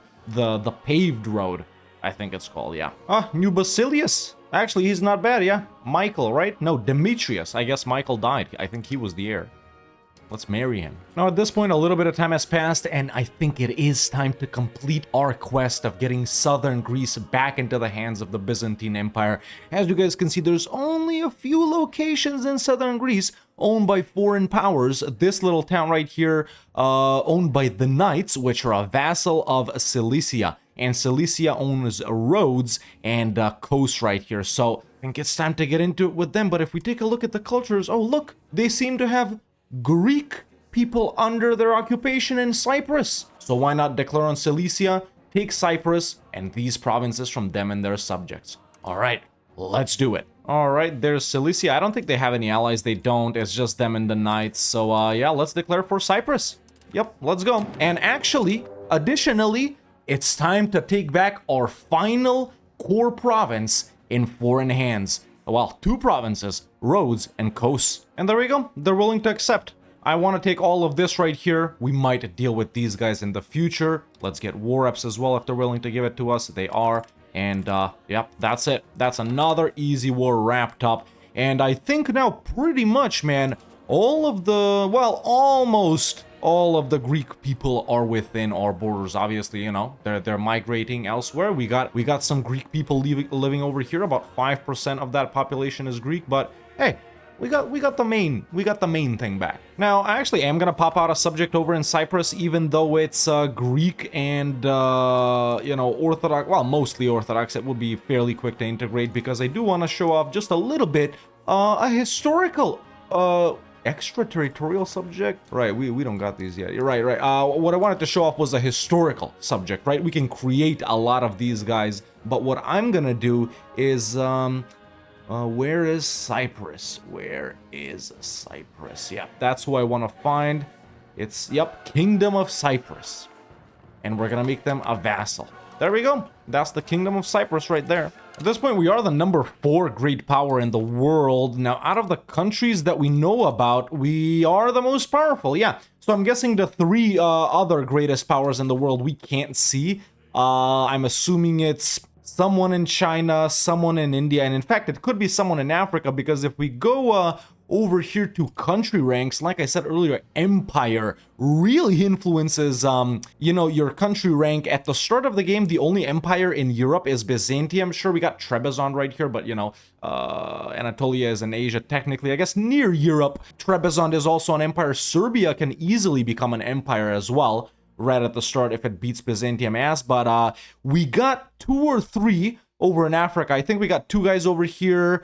Actually, Ethiopia might be one, and then there's another one over here, Kitara, near Lake Victoria, and then there's a couple of more over in Asia. It's actually pretty hard to become an empire over in Europe because you need like crazy relations with the Pope, especially if you're Catholic. If you're Orthodox, it's a bit easier, but Catholic, it's kind of tricky to become an empire, at least, you know, in the early game. So, yeah, we're the 4th greatest power, you know, biggest power in Europe, though. Something interesting, probably the most interesting thing for me in the values right here is, for example, if we go into society, right, you can see we have a very high conversion rate right here. And, you know, that it happens by itself, but it also helps if we're doing it manually. However, if we go into the cultures, we have a very low assimilation rate, which means, you know, people aren't assimilating to Greek. And the thing in the values that's interesting is, if you're spiritualist, you'll be converting the religion. However, if you're humanist, you'll be converting the culture, right? So if you lean one way, it's religious. If you lean the other way, it's cultural. If you try and stick it down the middle, I guess it's neither or both. But yeah, interesting that they're on the opposite end. So that's why, you know, a lot of our, you know, land is Orthodox. We can see the breakdown right here of the culture. We're only about 64% Greek, whereas religious-wise, we're, you know, 76% Orthodox, right? What the hell? How did Serbia get a level 4 fort? They might have an event for that. Constantinople, by the way, is level 6. Now, at this point, folks, we have reached max stability, 99.99, as you can see right here. Oh, I just clicked something away, doesn't matter. When you do this, you might want to finally revoke the final of the bad privileges that, you know, that Byzantium starts off with. The worst one to remove, and probably the worst one to have, consolidated corruption of the elites. It gives plus 50% power to the nobles, minus 20% maximum tax for them, and minus 20% army morale, which you might think is a lot, but as you can see, it hasn't really been a problem for us. Now, obviously, to get rid of that, you know, you could pass some, you know, some advancements right here for more easily to revoke privileges, and there's actually a pretty good one. I think it's over in, let me try and find it. It's actually this right here, Rights of the Nobles, which allows you to do some of these things right here to take away or even grant more power to the nobles. You know, stuff like this can help as well. But the reason this one is the most dangerous to remove is because this one, no matter what, at least while it's still more than 100 stability to remove, right, it will knock us down below 0 stability. And what happens if we go below 0 stability? Well, all of those disasters that we had potentially being able to fire for us right at the start of the game could fire again if we hadn't had them. For example, the decline of the empire disaster for Byzantium, which is absolutely dangerous. Obviously, there's like a 2 or 5% chance for it to trigger every month, so you may not get it, but hey, it's March 1st, 1436, you know, almost a year after 100 years in the game. I think we take our chances right here and finally revoke the most horrible privilege that we start off with in order to properly restore glory to the Byzantine Empire. We can't end this campaign with this being right here, so let's get rid of it. And there we go. Also, make sure these guys are like super happy if you revoke it from them. You don't want to tank them to like, you know, 20% satisfaction. And there it is. It's back. Decline of the Empire. There's a 2% chance for it to appear every month. Yeah, not good. Obviously, we could dodge it by having primary or accepted cultures bigger than, for example, that what it says right there. But yeah, if you do this and if you do end up with negative stability, gotta get that stability up right away, right? And there we go. It's January 1st, 1337, ladies and gentlemen, and we enter the Age of Discovery, the third age in Europa Universalis 4. Obviously, once again, we can pick one of these generic advanced trees aside from the the institution ones. There are some really good ones over here in admin once again. For example, efficiency of cabinet, pop conversion speed, which is good for us, assimilation speed as well. We got buildings discounts, some more mercs, speed of integration, a lot for colonizing here as well, trade capacity, minting, which is good for us. I think once again the admin mission tree is the one we want to go with right here for Byzantium. A lot of the Diplo one is for colonization and naval stuff, and the army stuff as well, just army stuff. With a more expansionist and aggro country, you'd probably want to go with this. But I think, man, admin once again, really for all of the missionary stuff, the integration stuff, and the minting stuff especially too. So there's admin focus in the third age. And in this age is where we start to have hegemons. If we take a look at this, as we can see, France is naval, diplo, and mill hegemon. We can see, we need to have more regulars to be mill hegemon. This is what we get from it. We need to have higher diplo rep to get all of this. Let's see, actually, our diplo rep is, quite far off from France. Naval hegemon, we need to have a lot of heavies. Suzhou is the economic hegemon. We need to have a higher income than them. Obviously, this is a country that's unified China. And over here, we have Great Northern Yuan, which I guess maybe China could be split in half. These guys are the cultural hegemon. This is a really, really good one to be. I think probably the best one. You need to have lots of cultural influence to get this one. As we can see, we're very far from that. But we have a special cabinet action. If we do become cultural hegemon, we can assimilate an entire area, right? So for example, instead of assimilating just Biga, for example, we can assimilate all of Marmara. That's probably one of the most powerful things a hegemon gives. And there we go, the first institution to spawn in the third age, Pike and Shot in France. Yep, this is once again a more, mill-related one. There's the New World, which appeared in Sevilla. So obviously that means, that Castile is colonizing. If we take a look at these right here, there are some really good ones, man, in the Age of Discovery. New World, obviously not that relevant for us, even though there's some good like naval and trade-related things, but mostly right here in this age as Byzantium, I guess, we want to focus on the printing press for, internal development and religious stuff and stuff like that, and then of course Pike and Shot to buff our army, Yeah, there's some really good ones, man, in the printing press, I do have to say. Most importantly, the paved road and an additional cabinet seat, although it is quite far down. But before that, you do have crown power, cost of court, skill of artists, jewelry, diplo capacity, literacy. Yeah, printing press is awesome. And there we go, just got a 7-stab event, so we're out of the woods. We did not get Decline of the Empire. It's not likely that it'll get it. It's only a 2% chance, but that worry is always in the back of your mind, man. At this point, we've unlocked the recruitment law right here, which, we can select which of these guys do we want to give more levies to for now. Obviously, later we have even better stuff for more, standing armies. But for now, when it's just levies, we're going to go just with, the noble levy right here. There we go. At this point, also another international situation has started, the Italian wars right here. Basically, on which side are you? We can see a couple of leagues right here. The French side, the Holy Roman Emperor's side, the Iberian side, the one Italian league, another Italian league, the third Italian league. So it's a cool situation to get involved in if you're, Iberian, French, Holy Roman, or Italian. Really, for us, not that relevant. Obviously, unless we're expanding in Italy, then of course it's relevant. But yeah, I do have a limitation set of my own to in this game expand in the Balkans and Anatolia only, like I mentioned. Now, I've also unlocked the education of the elites law right here.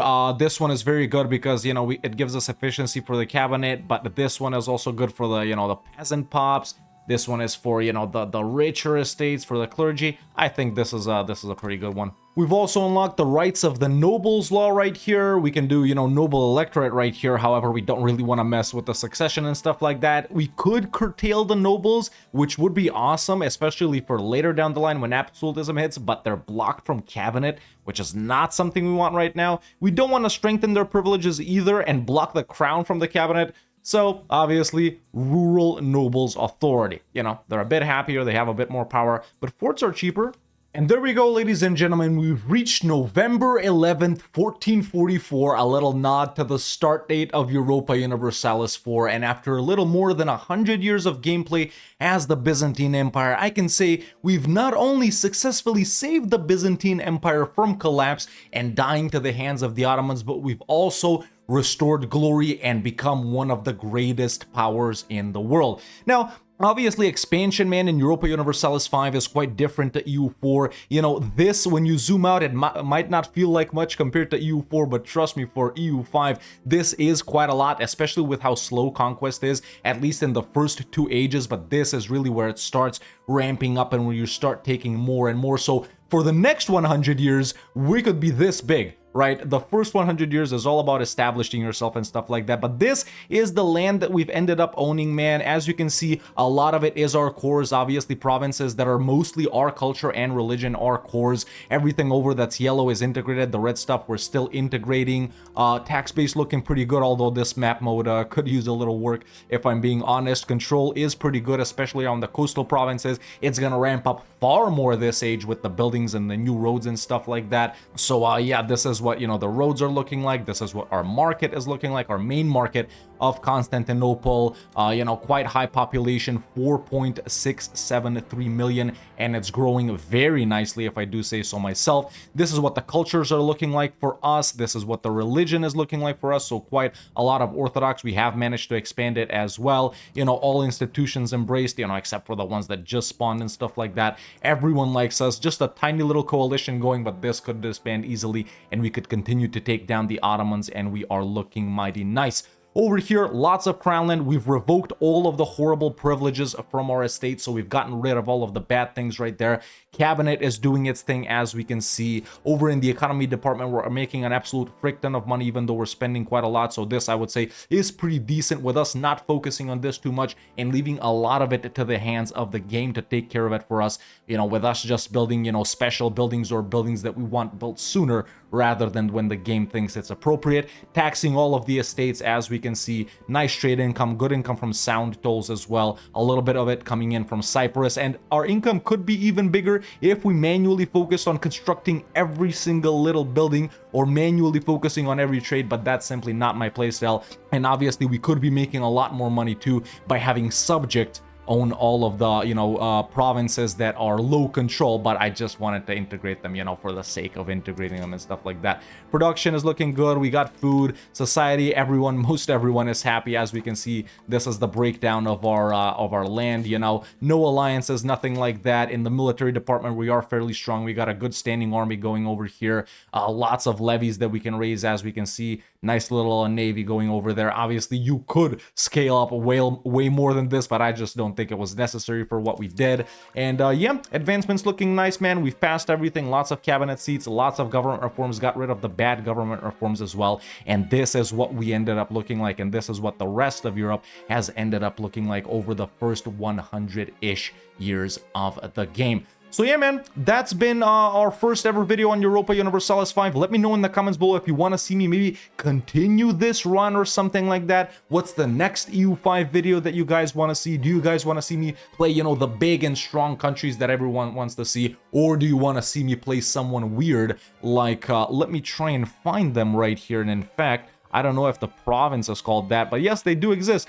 Do you want to see me play as Worms, the one location miner over in the HRE? Or do you want to see me play someone like, for example, I don't know, this little tribe right here, something like that? There are pretty funny nations that I do think would be fun to explore. But yeah, that's been our first EU5 video, man. Like I said throughout the video, if you want to get EU5 for yourself, click the link in the description and in the pinned comment, or go to Paradox's website and use code TheRedHawk in all caps. I I get a percentage of that, and it really helps support the channel, and you get to play EU5. But yeah, that's been our little 100 years playthrough of the Byzantine Empire in EU5. That's it for me for now. See you next time.